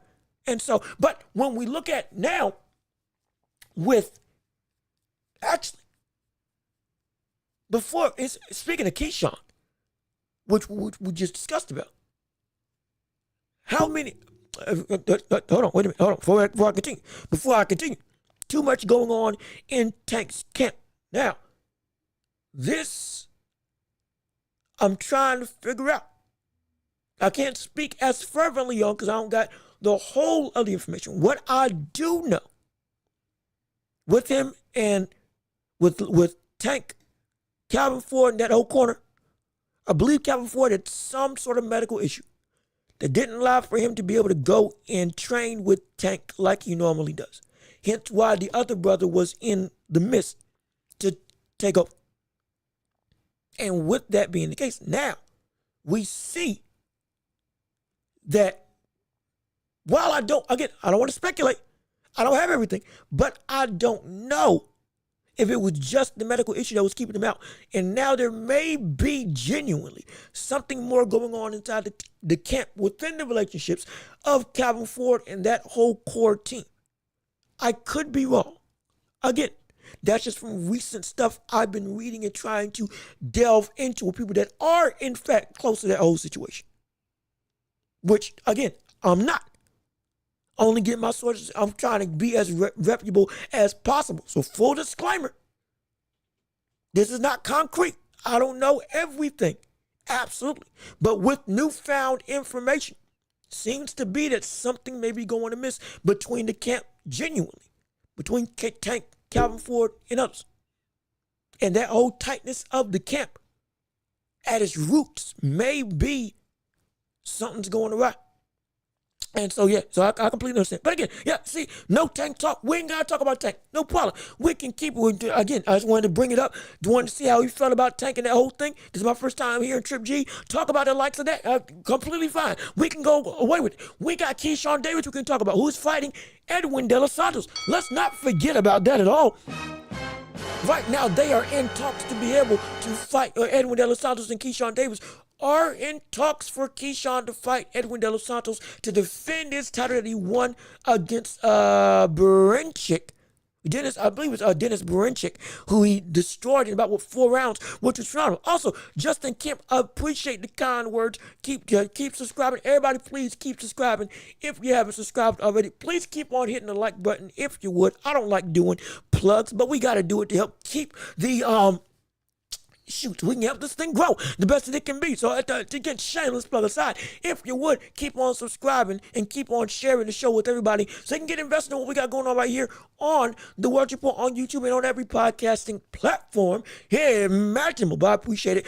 Thank you so much, Justin Kemp. But when it comes to not talking about Tank, no issue. Keyshawn Davis versus Edwin De Los Santos is another big fight that potentially is in the works. And this is going to be interesting because I would love to see that fight. I would love to see that fight go down. I would love it. Love it. Love it. Because this can answer some questions about the likes of Keyshawn Davis that we didn't get to see from the likes of Shakur Stevenson. Remember, Shakur versus Edwin De Los Santos. It's about the last time I remember Edwin De Los Santos stepping in the ring, unless he's fought recently, and I've missed it. That's the last time I remember Edwin De Los Santos inside of the ring. This is a issue in the standpoint of that fight was highly scrutinized by myself and many other people as one of the worst fights of the year due to the fact that we saw no action whatsoever. Shakur was genuinely running around the ring. Not boxing. It was actively running around him. Now, yes, he was being defensively responsible, absolutely. But he also wasn't doing a bunch of active offense in the slightest. And Edwin De Los Santos couldn't cut off the ring. Let's not go and critique one without the other.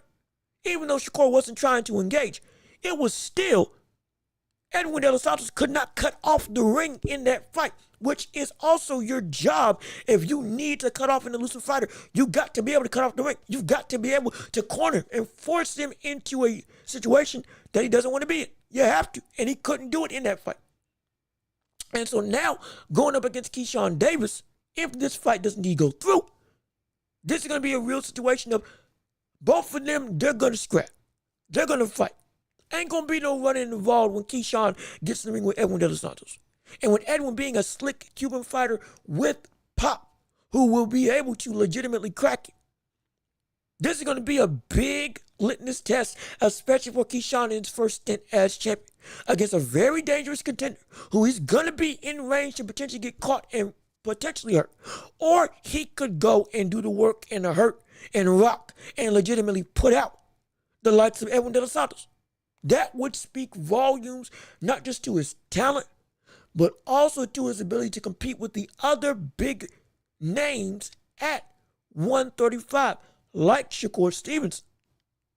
Because if he can do that to Edwin De Los Santos when Shakur essentially wasn't trying to engage at all, now, what that breeds a new picture, or that paints a new potential picture as to what we could see with the likes of Keyshawn versus Shakur. Now, that doesn't mean that, again, triangle theory works. Oh, if he KOs Edwin De Los Santos and Shakur had a bad performance against Edwin De Los Santos, then Keyshawn will beat Shakur. It doesn't work like that. No, it doesn't. Absolutely. But it doesn't mean that there isn't a new layer that we have to now ask when Shakur does get in the ring with, or if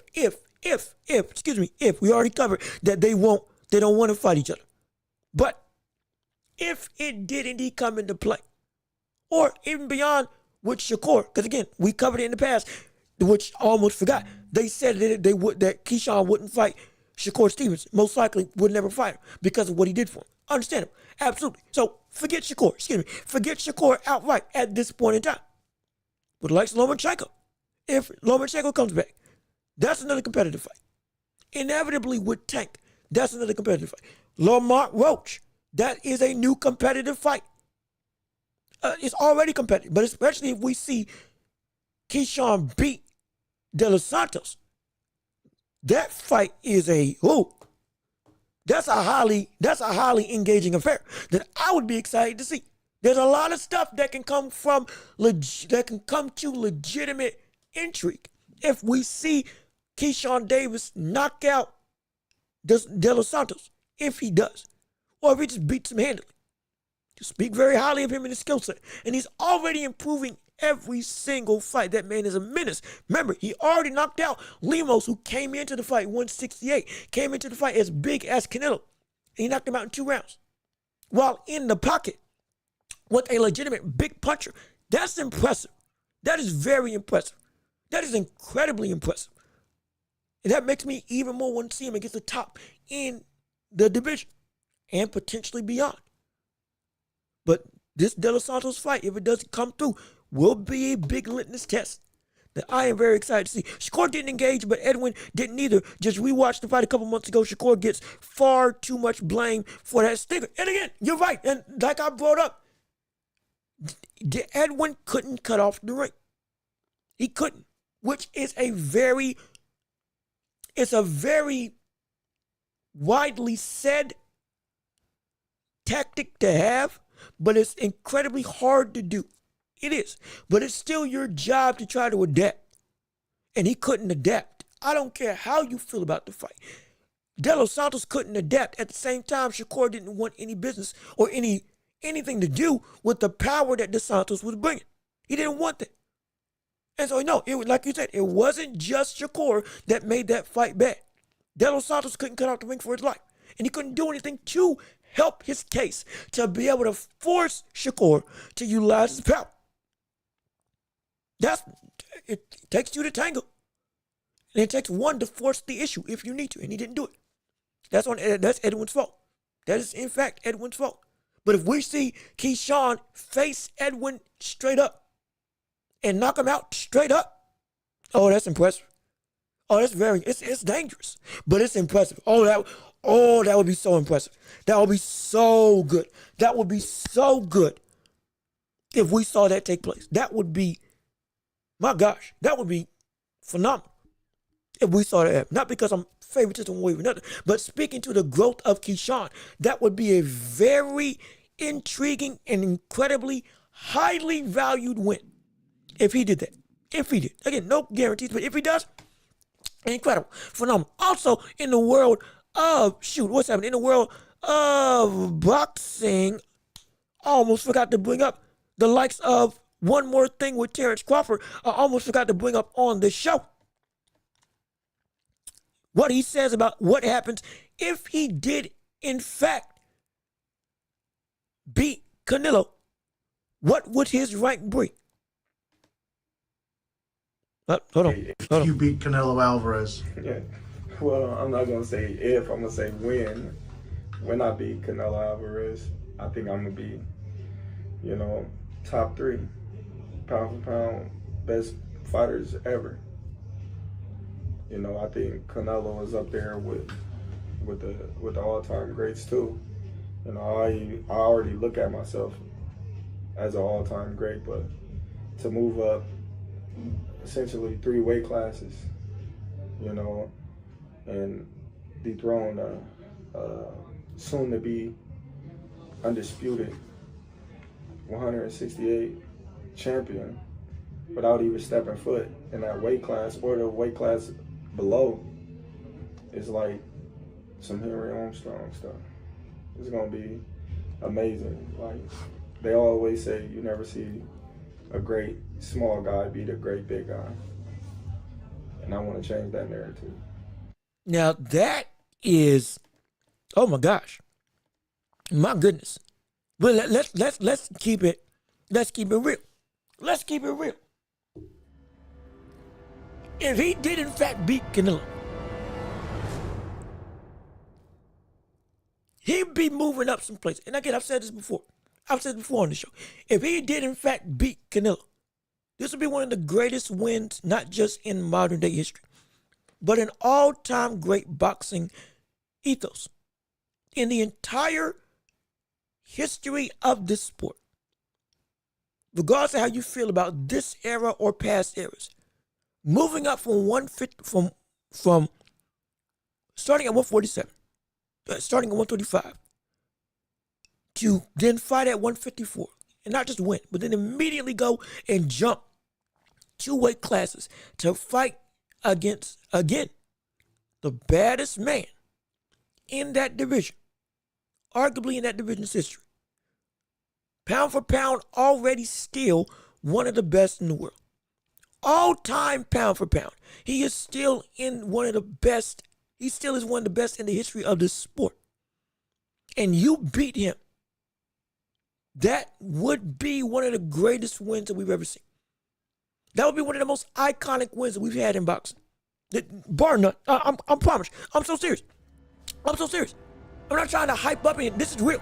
That would be one of the most highly touted wins in boxing, and him being in pound for pound would be guaranteed.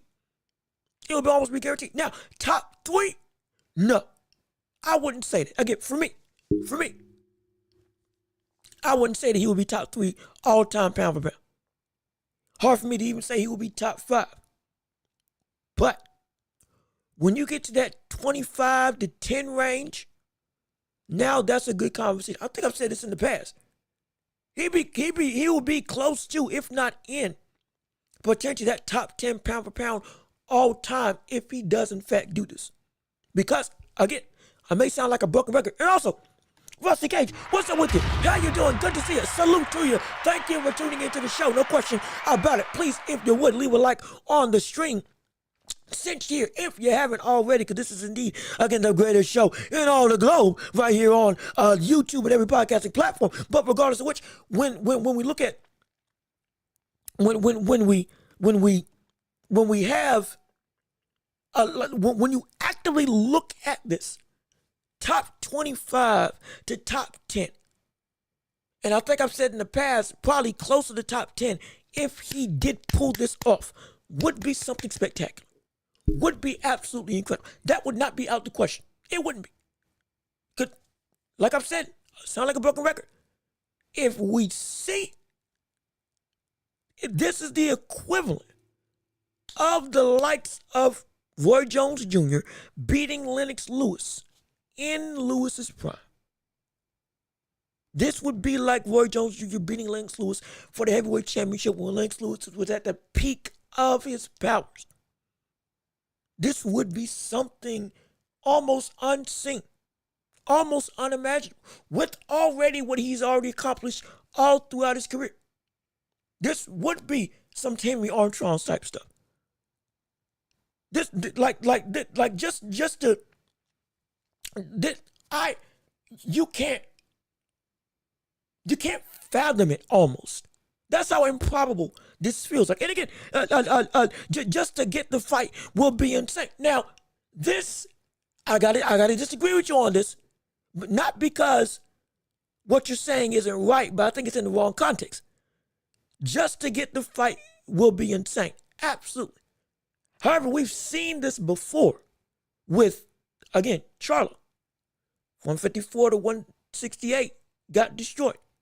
So it's not about getting the fight, which again is still incredible, don't get me wrong. But it's the prospect of the upset, like I've said before, is what makes this so incredible.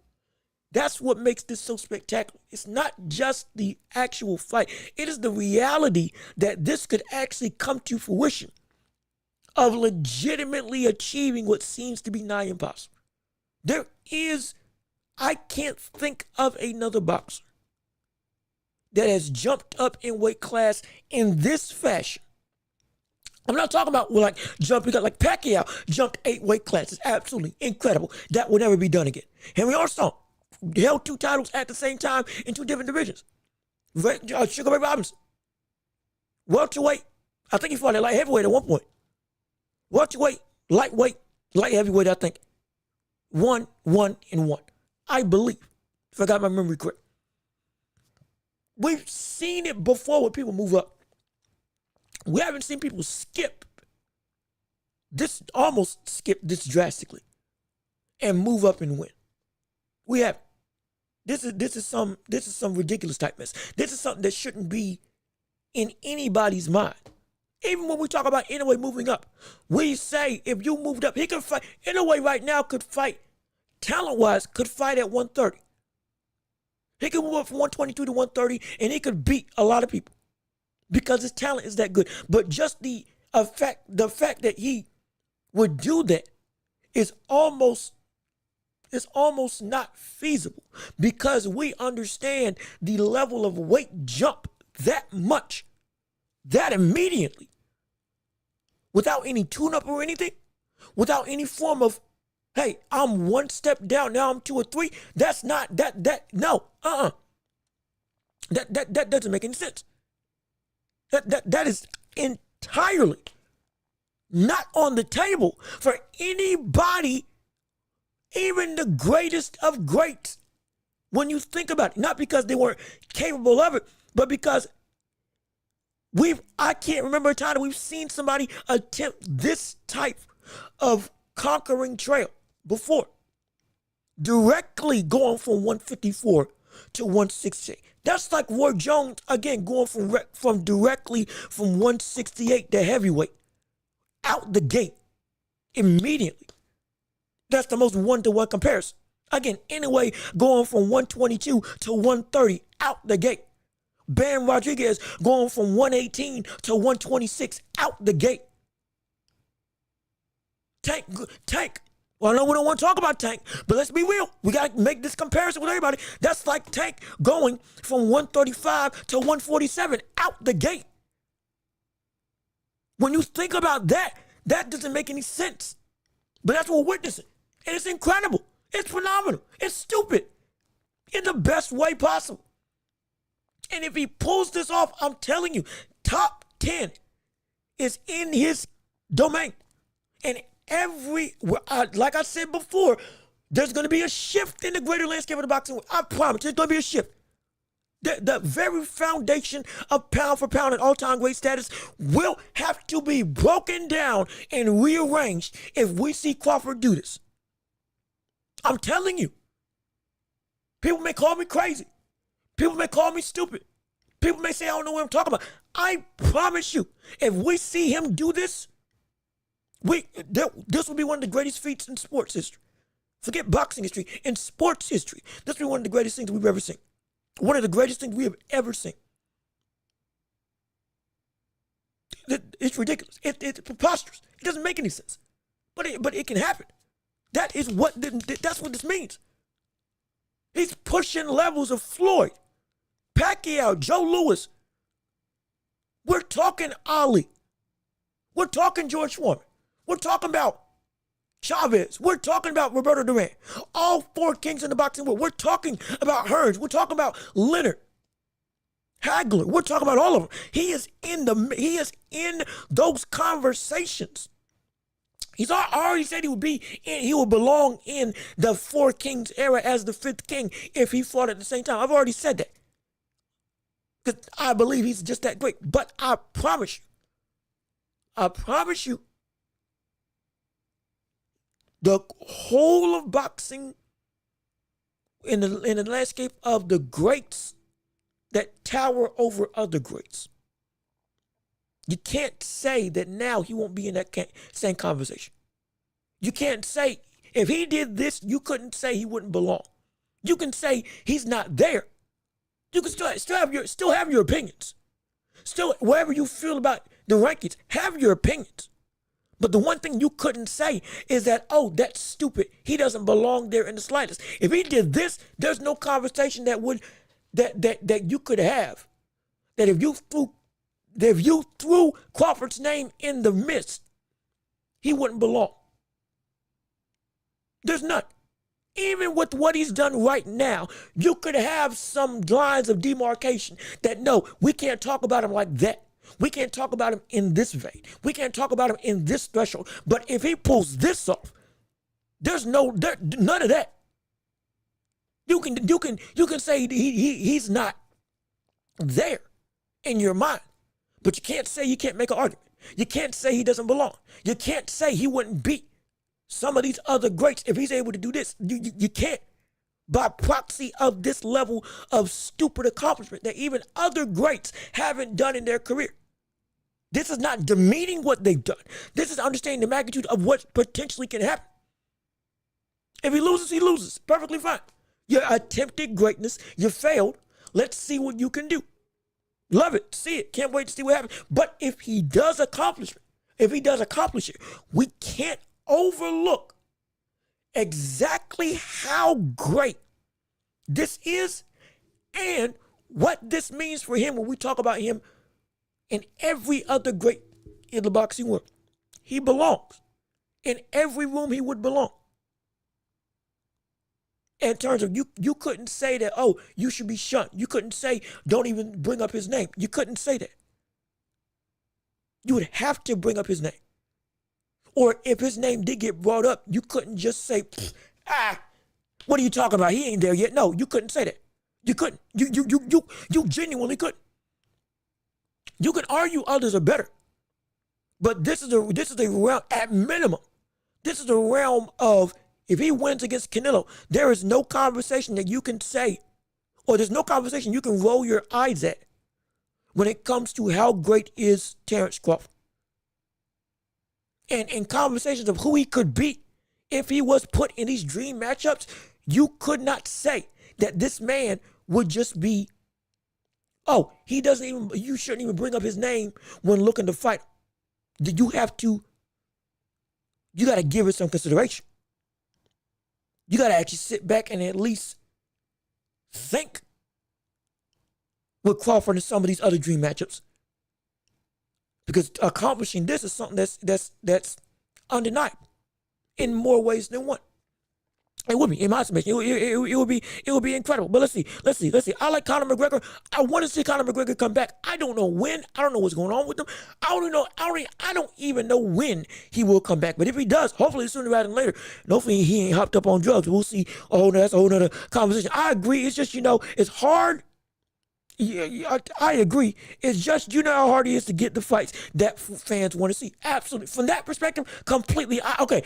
Yeah, I see where you're coming from. No, just to get this fight in terms of they're actually going to fight. Yes, you are absolutely right. That is indeed insane. Now I see where you're coming from. Completely understandable. I completely get that. No question about it. Are you putting any money on the fight? Shoot. Me personally, I don't gamble. If I did gamble, I would be putting money on Crawford or on Canelo, but then would put a little on the side of Crawford. Because whatever I lose with Canelo, but I'd gain so much if Crawford did in fact win. But I would have my money mostly on Canelo to win if I was a betting man. But I don't bet. That's just me. Again, no disrespect, whatever you do. I just don't get bet and gamble. But the odds are important for me to see what the ethos of the boxing world has in store in terms of how they're thinking this fight's going to be. So, hey, and again, as the fight gets closer, it could be even more tightly knit to where people may not know where to put the money at because they don't want to lose money. You get what I'm saying? And so, Homicide Hank already did it, but shout out to Bud. Hope he gets the job done. Oh, no, yep, you're right. He did do it.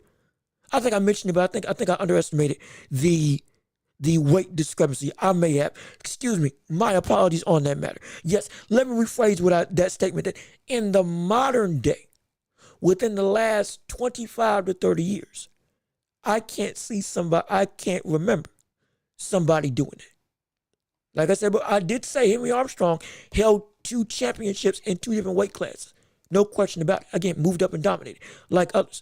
In the last, so I did attempt. I did be sure to give credit where credit is due. I made if I did a disservice to it, please excuse me. Never want to do that. But in the modern day, we'll make it more finite. In the modern day,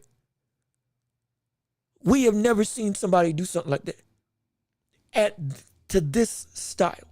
In this way. Seen people move up, seen people win, but in this type of fashion of just essentially jumping raw without any sort of in between with fights and letting your body adapt and capitulate. That's different. That's what makes this special. Top 10, not top 3, LOL. Again, for me,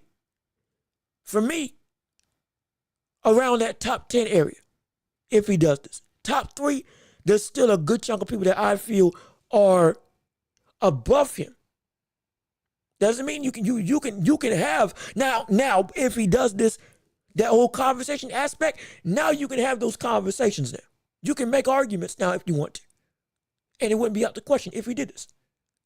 We can have that debate and it'd be healthy but that one thing, coupled with all the other great stuff that he's done, it speaks for itself. For my personal thing, he'd be more around the 10 range than he would be top 3. But it's still absolutely incredible. Pound for pound, no question. But it got to be top 25, at least in my opinion. Yeah, see, top 25 at minimum. Top 15, almost a lock. Top 10, yeah, if he wins, it's getting there. If he knocks him out, oh my gosh. If he knocks Canelo out, I gotta think about some stuff. If winning itself would be something stupid. If he knocked Canelo out, something that Triple G couldn't do. Again, I know this is all spectacular type of talk. We're talking about something that is indeed spectacular in its own right. If Crawford just winning would be something phenomenal. I mean, just outright incredible. Crawford knocking out Canelo would be something that, in my wildest dreams, I couldn't see happen. And if that happens, with everything that we already discussed about why this would be such a great win. Now, hey, look, I'm not going to say something. I'm not going to say anything. But in me not saying anything, I'm saying a lot. That's me. If I'm not going to say anything, but I'm saying a lot.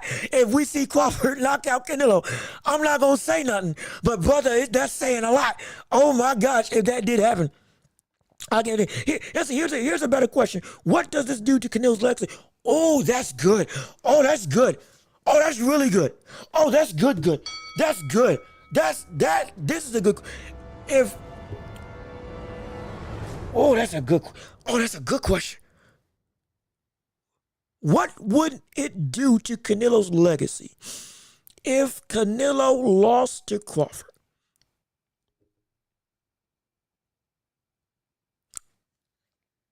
Woo! Okay, so it's not in the dirt. Let's make sure that's the case. It's not in the dirt. In the dirt. No, it's not. And also, Rusty Cage, gambling in the Bible is a sin. If I have my theological knowledge on point, which I try to always be on point when it comes to that. I believe, yes, it is a sin in the Bible for gambling. But again, that's a whole nother conversation, absolutely. But here's a better, it wouldn't drain the swamp when it comes to Canelo and his legacy. Because it is set in stone. It's not going away. It's not going to be something that is just, you can't undo everybody that he beat, everybody that he fought. You can't undo Kovalev. You can't undo, attempting to 175 to fight people. You can't undo Curl. You can't undo Mosley. You can't undo Amir Khan, Caleb Plant, Billy Joe Saunders made Billy Joe retire at Billy Joe Saunders' highest in his career, or highest heights in his career. Can't undo James Kirtland. You can't undo two-time undisputed. You can't undo the wins to Triple G. Whether you feel they were wrong or not, the fights were in and of itself incredible. At minimum, you can say he drew one, lost one, or won one, drew one. Whichever one you want to do, you can make arguments all day long. You can't undo those performances. You can't undo them. That's completely set in stone. But even with that being the case, it would still take a hit. It wouldn't be a detrimental hit, but it would take a hit, and it would be used as real fuel for why you didn't fight Benavidez. That the lack of fighting Benavidez, on top of if he lost, dare I say, gets knocked out by Crawford, that would at least chip at the legacy. It wouldn't do it away. He's still one of the greatest of all time. He's still one of the best Mexican boxers we've ever seen in the history of the sport. He is still in that conversation with Julio Cesar Chavez, Carlos Monzon, Salvador Sanchez, and others. Ricardo Lopez, he's still in those conversations. But it is just the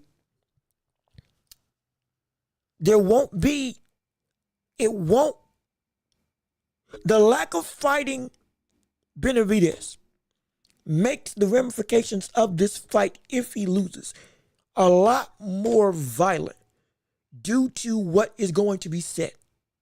If he had fought Benavidez, win or lose, if he had went ahead and fought Benavidez and then fought Crawford, regardless of that outcome, would be completely different. Because you got to understand, this is a similar situation to what we have with Marvin Hagler and Sugar Ray Leonard.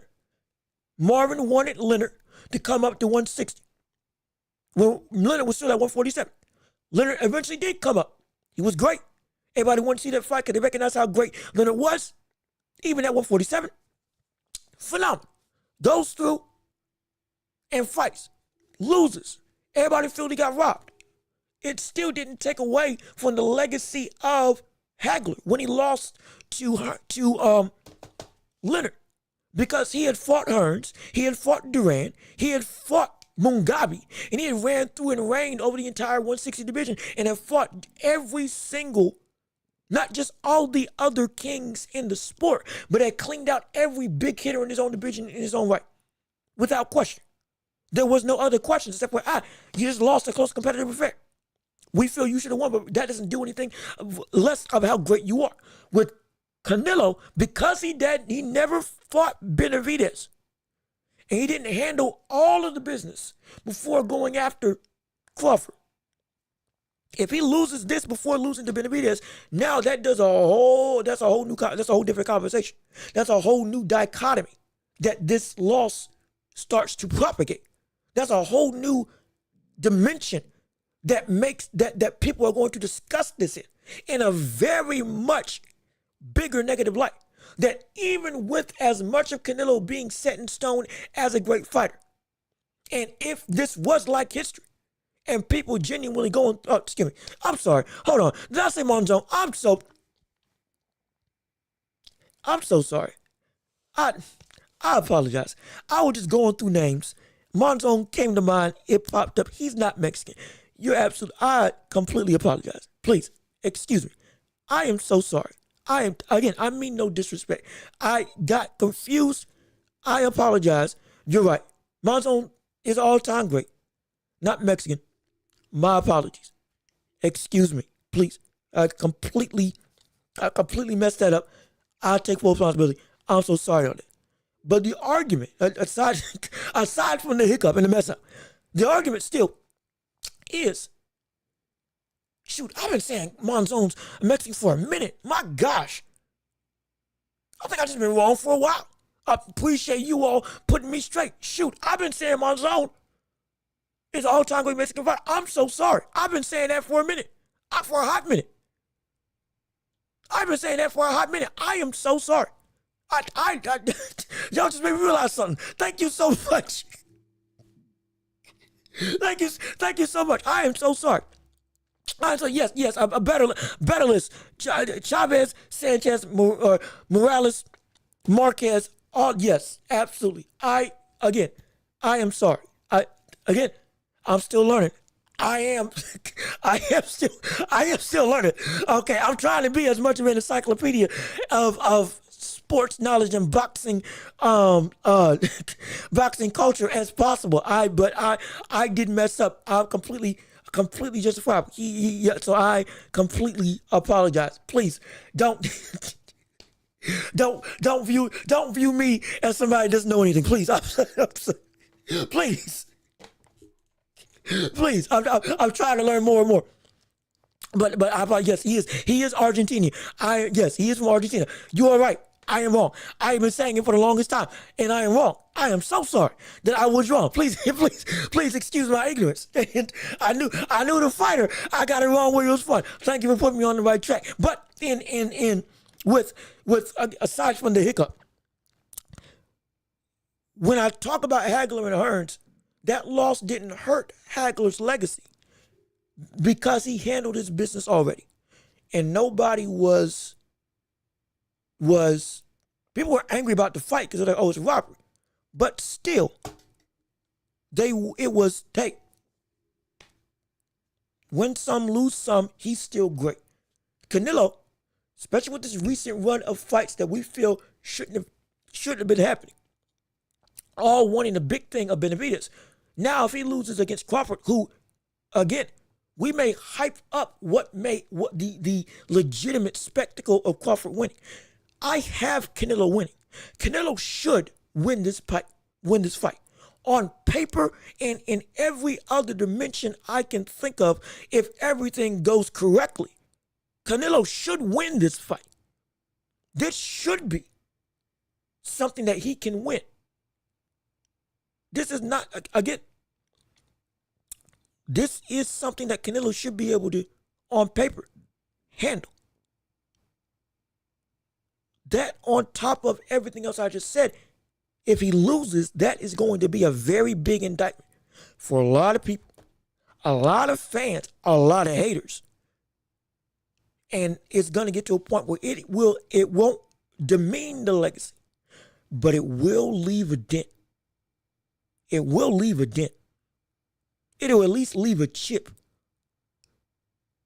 At least a crack. It'll leave something. I promise you that.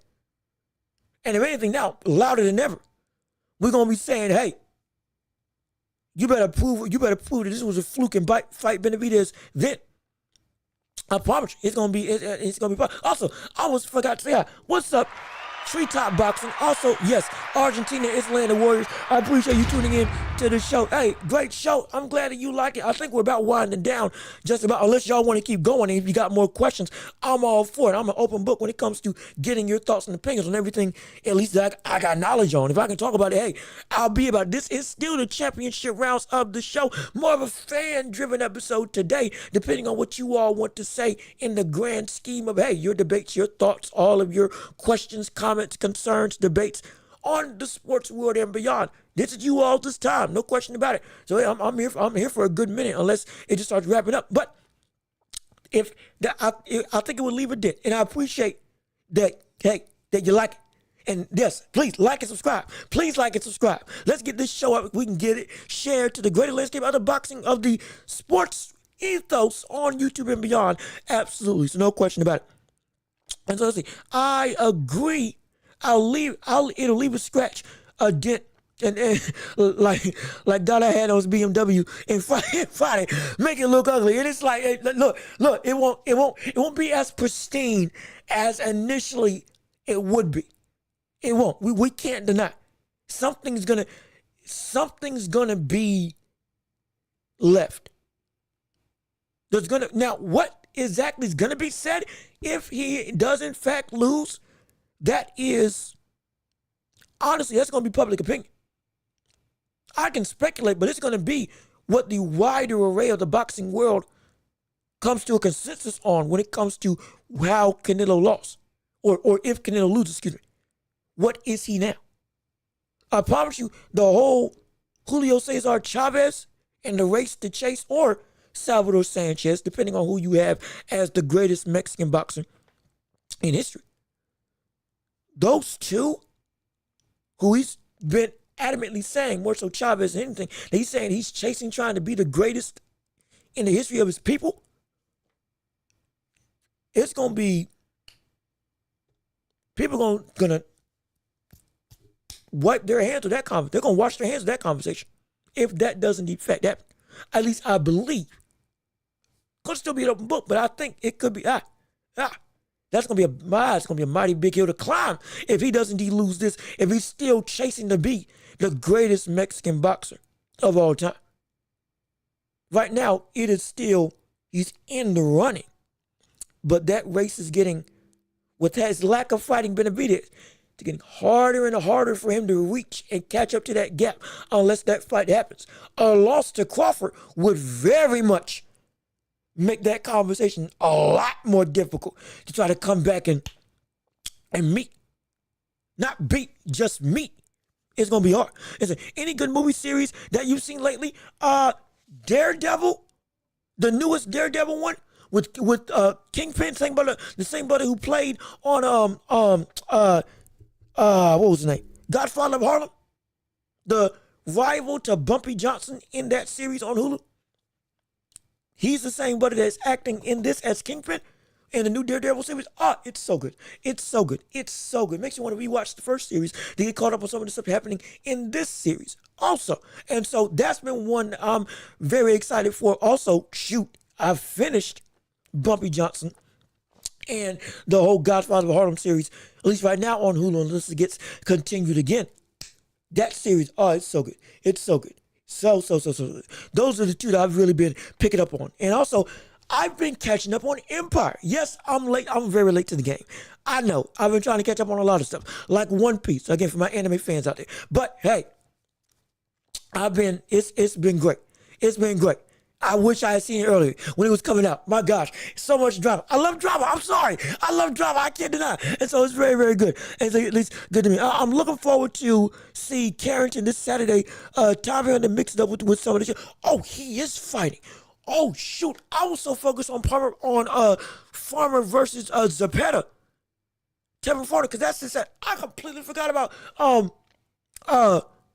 Terence fighting again. That is this weekend. Shoot, I gotta get on the ball and make sure I don't miss that when this fight does happen. Okay. Yeah, thank you for letting me know. I almost missed it. I completely forgot.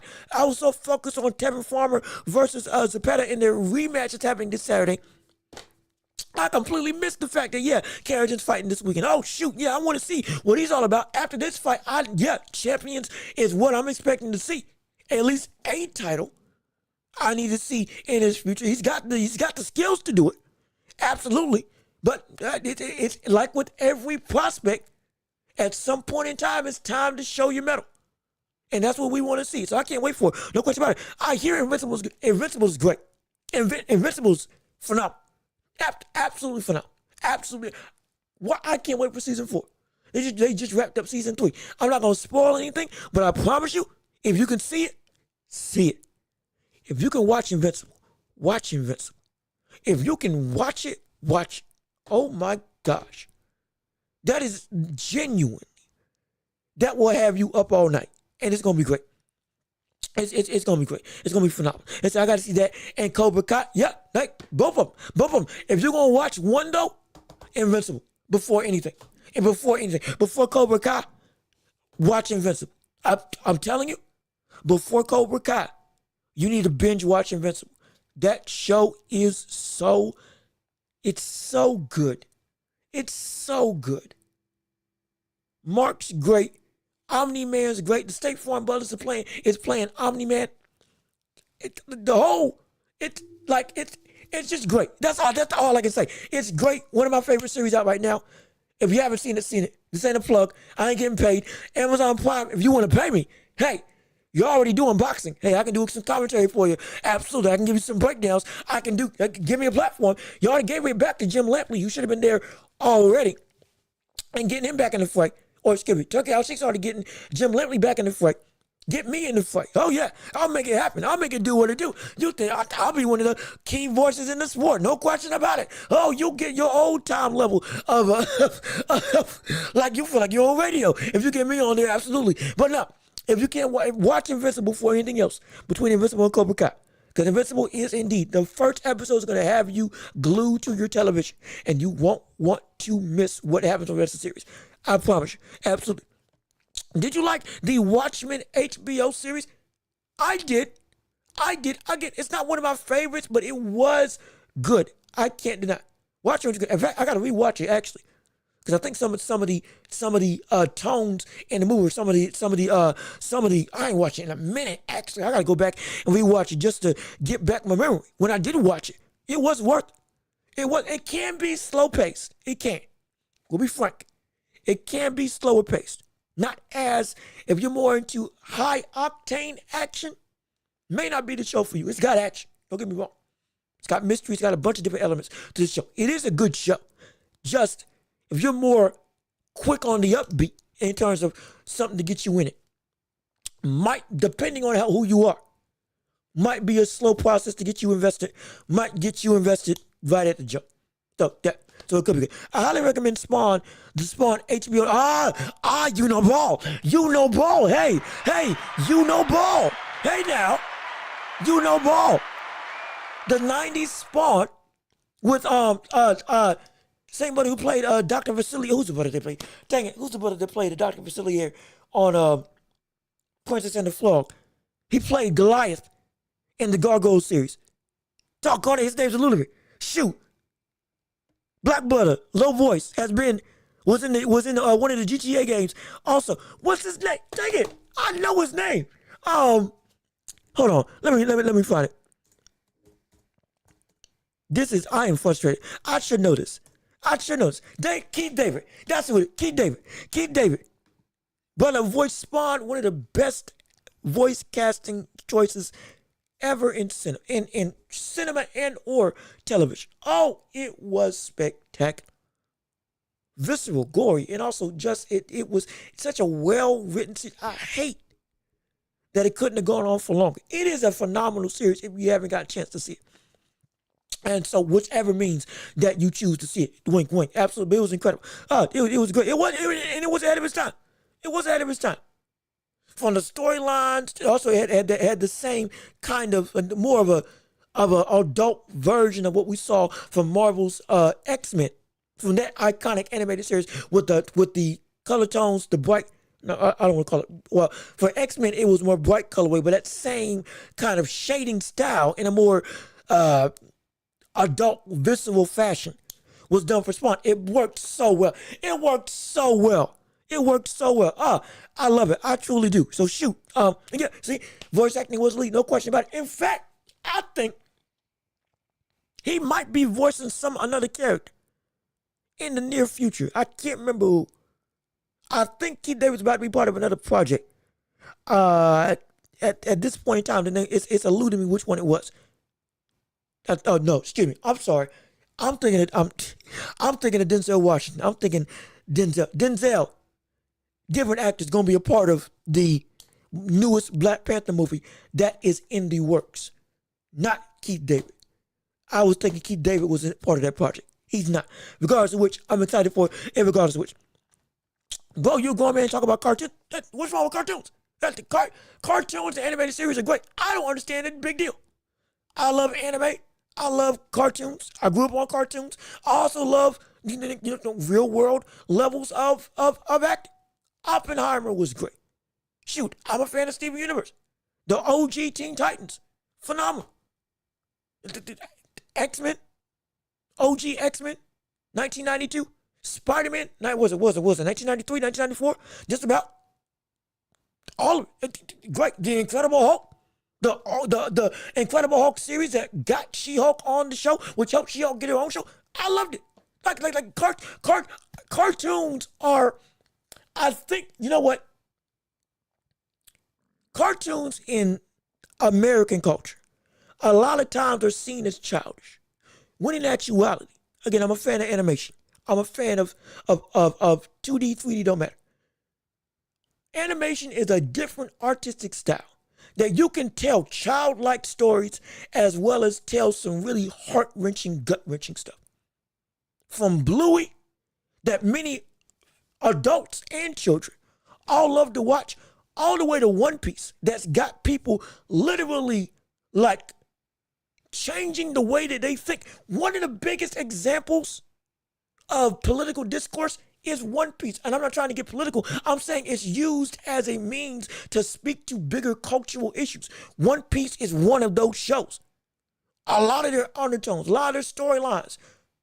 Literally, Luffy and his pirate crew going up against the government, who is seen as good, but in all actuality is actually evil behind the scenes because they kidnapping people, they blowing up stuff, they trying to get people invested in things that aren't true, they lying to the public, they're robbing the public, all that stuff. A lot of with like the Marines and whatnot, the big celestial dragons. You know, it's a big discourse on culture. Both when it came out in 1999 and even now. Literally, like going against the system that is indeed corrupt. That's what it's about. The X-Men were about racism. Literally. Malcolm X and Martin Luther King were Magneto and Professor X. Those were the two dichotomies that Stan Lee and the other brother who helped make the comic and inevitably the cartoon that they put together. That's what it was about. It's great. It's a medium of story that both young fans and old fans can all gravitate towards. Attack on Titan, a phenomenal series. Hajime no Ippo, one of the greatest sports anime of all time. You can watch it on Netflix right now. It is a literal eye into the world of a boxer. Yeah, it's got comedy, but it goes through weight drain. It goes through weight cut. It goes through fighting out of your essentially gas tank. Different tactics, overcoming cuts, overcoming literal punch drunkenness. When you get punch scared As in now you're afraid to take a shot. You're over as a boxer. It covers that. It covers defense, offense, all the ins and outs of the sport, as well as the crowd and the atmosphere of what boxing can be. From junior level, from amateurs to regional levels, all the way to world level boxing.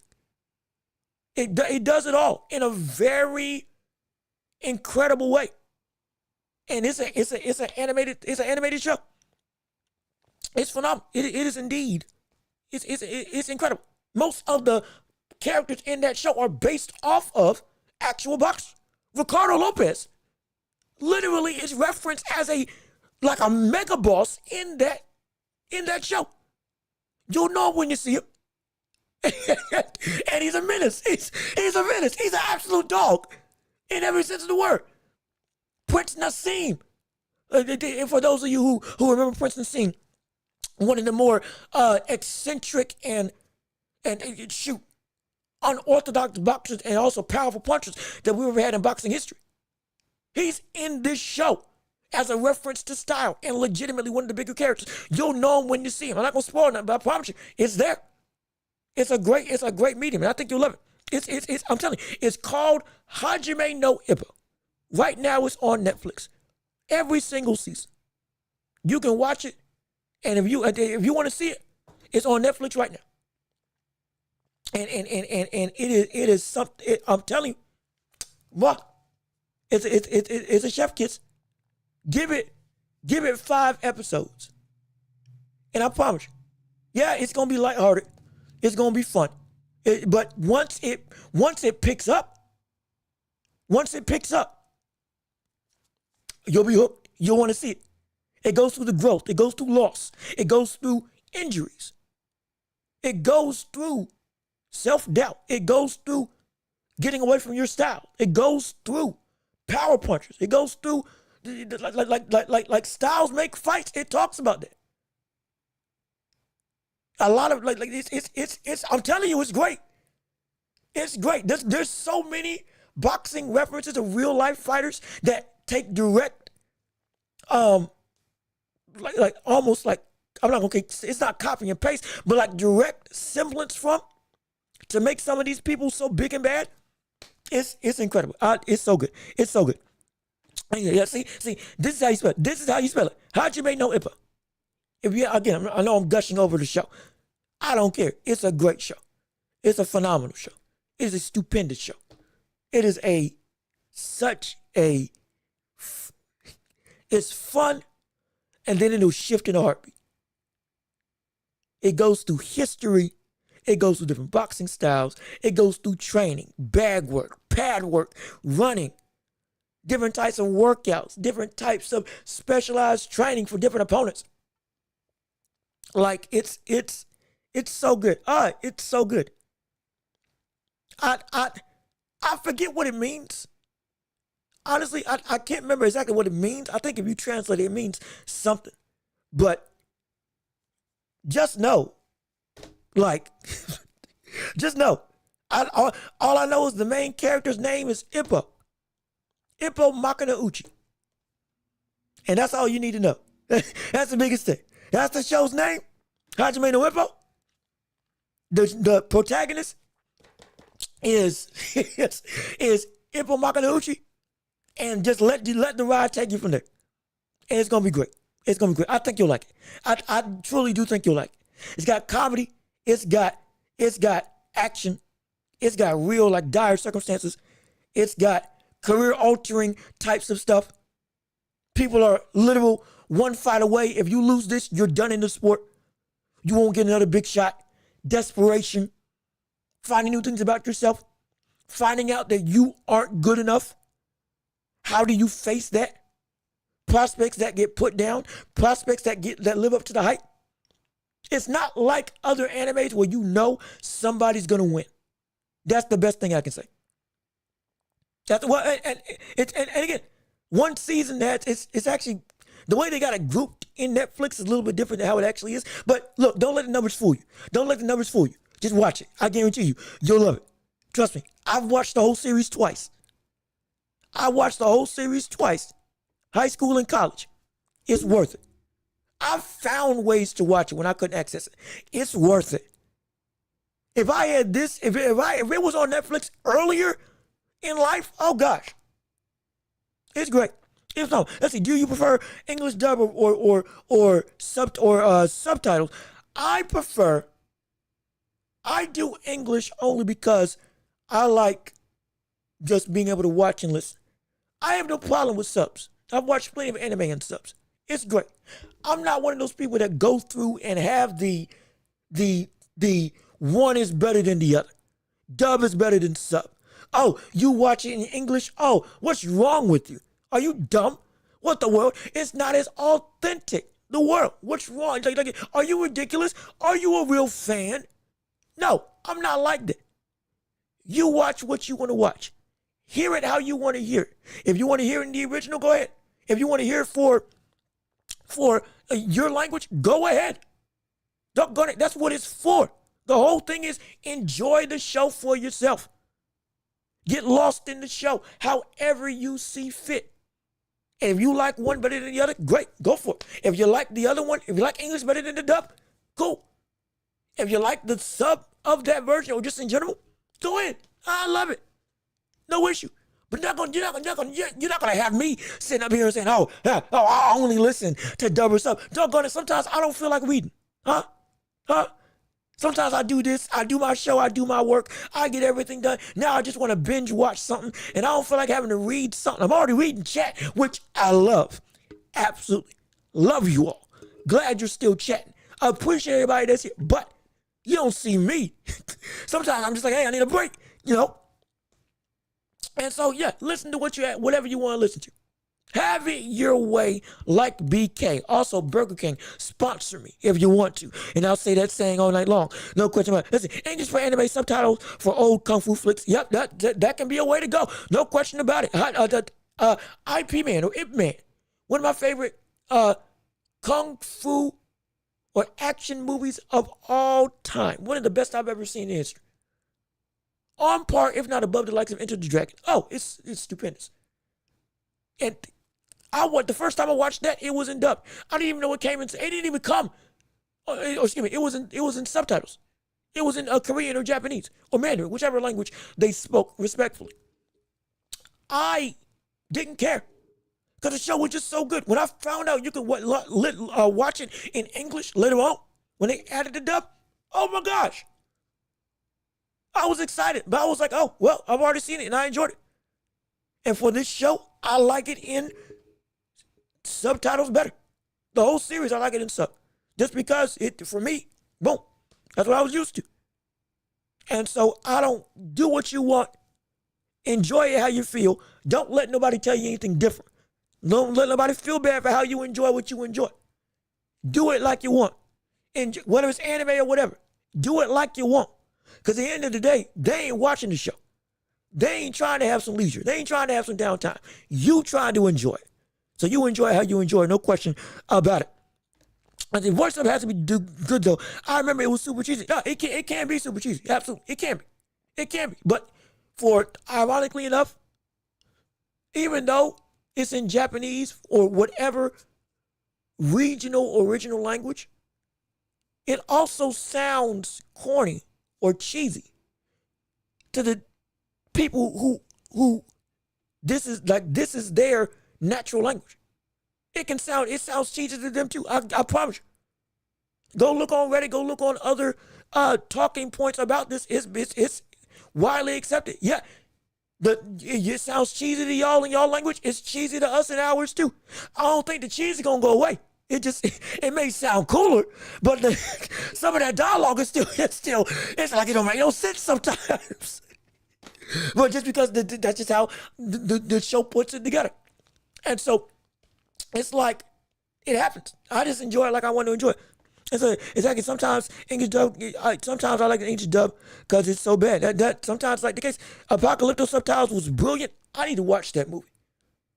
I think I watched that movie years ago, but only got to see like a snippet of it, and I had to leave. I've been meaning to figure out, one, how to spell it so I can find it again, and then two, to actually watch it, where to watch it. Now I know where to watch it. I need to watch that again so I can actually get the full scope. No question about it. The basketball aspect, yeah, see, Curry Kono basketball, yep, Curry Kono basketball, phenomenal basketball anime, phenomenal. I think I referenced it in the last episode. It's so good. It's so good. Oh, it's so good. You got every archetype possible. You got Kobe, Jordan, Kyrie, Blake Griffin, and or Sean Kemp, and then you can shoot. What would you call Kirko? Chris Paul? No, I can't call him Chris Paul because he can't call him Chris Paul.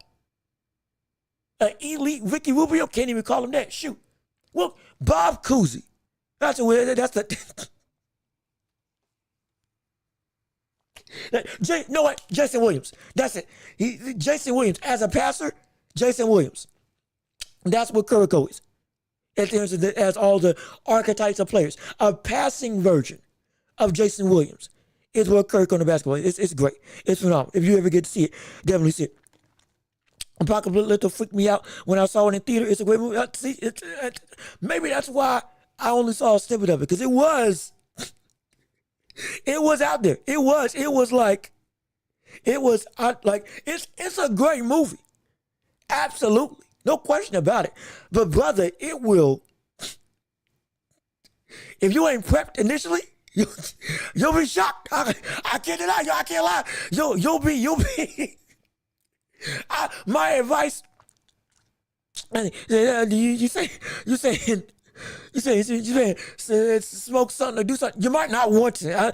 I'll be complete. You might not want to do that if you watch it. If you might get more scared if you watch it under the influence. You might want to watch it sober so that you don't. Because some of the stuff it'll shock you. I promise you. You might be setting yourself up for failure if you go at it inebriated. With all due respect, you may be able to handle it, but like with anything, there's some stuff it'll catch you. But speaking as somebody who's been around people that have had that happen to them, again, I don't do it, but I know people that have. You may think you can take it up until you can't. And when you can't, now you're in trouble. And so I don't want you falling into that while you watching the movie. So please be prepared. Definitely be prepared. But my gosh, it can take you something. I promise you, it can do something to you. No question about it. But I think but we at 227? I think that's about where we can wrap it up. If anybody's got any more boxing, sports, or any other topics they want to discuss, wrestling or otherwise, we about at we at 238. We ain't trying to go 3 hours like we do normally. We gotta go. We gotta have a line of demarcation. We gotta cut it off at some point. And plus, I got some stuff I gotta do. So, is there anything else anybody wants to say? Questions, comments, debates, anybody wants to talk about beforehand? I'm all for it. I'm down with it. If anybody's got any more questions, but we sadly we gotta wrap it up and start getting out of here. I'm not gonna lie, Passion of the Christ creeped me out more. The more I was out of the theater after 5 minutes, it's a great movie. It'll do something to you. It will. My gosh, it will. And so you gotta kind of walk in. For that type of movie, you gotta walk in and kind of know, like, it'll get to you. It will get to you. Absolutely. No question. But again, if that's it, I think we about out of here. No question. I think we good. I think we cool. Great show. Great show for everybody involved. Again, we covered a lot of stuff. We covered some heavy stuff. I'm not going to lie. Okay. It just wasn't your vibe? No problem. It just wasn't your cup of tea. I completely understand. Absolutely. But again, I think that's it. I think we good. I think we about to get out of here. So this has been a great show. We've been covering some heavy topics. We covered some basketball, covered some boxing. We still have more to cover in the world of sports come next week.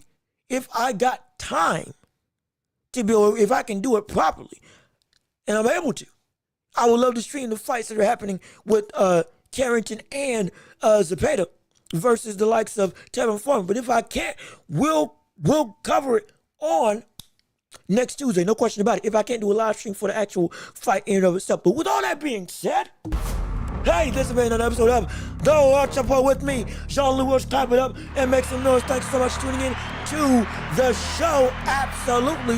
We've had it's been a phenomenal vibe. Again, if you don't agree with some of the stuff I've talked about, no problem there. This is all for discourse, all to whet the palate of the mind, to get you thinking in different ways. Again, this is all just to edify and help inform and grow and just have some fun all around in it. We can all just healthy debate, healthy conversation, and healthy levels of opportunity to discuss the greater landscape of the basketball, boxing, and the sports world in general. We're going to be back next week, potentially this weekend, to cover the boxing fights, but guaranteed next week we'll come back with more action. We got more stuff to cover. We'll see you all later. I've been Jean-Louis Welch. Y'all have been wonderful. Peace and love. We are out of here. Yes, sir. We will see you all potentially this weekend, if not guaranteed, next Tuesday. No question about it. And hey, leave a chat about whatever you want to discuss in the show for next week. I'm all for opinions. I'm all for more discussion, more debate. Hopefully you've had a great time. Enjoy your afternoon. Enjoy your weekend. Enjoy the fights happening later on. And we will be back. Hey, next time around. Peace and love. We gone.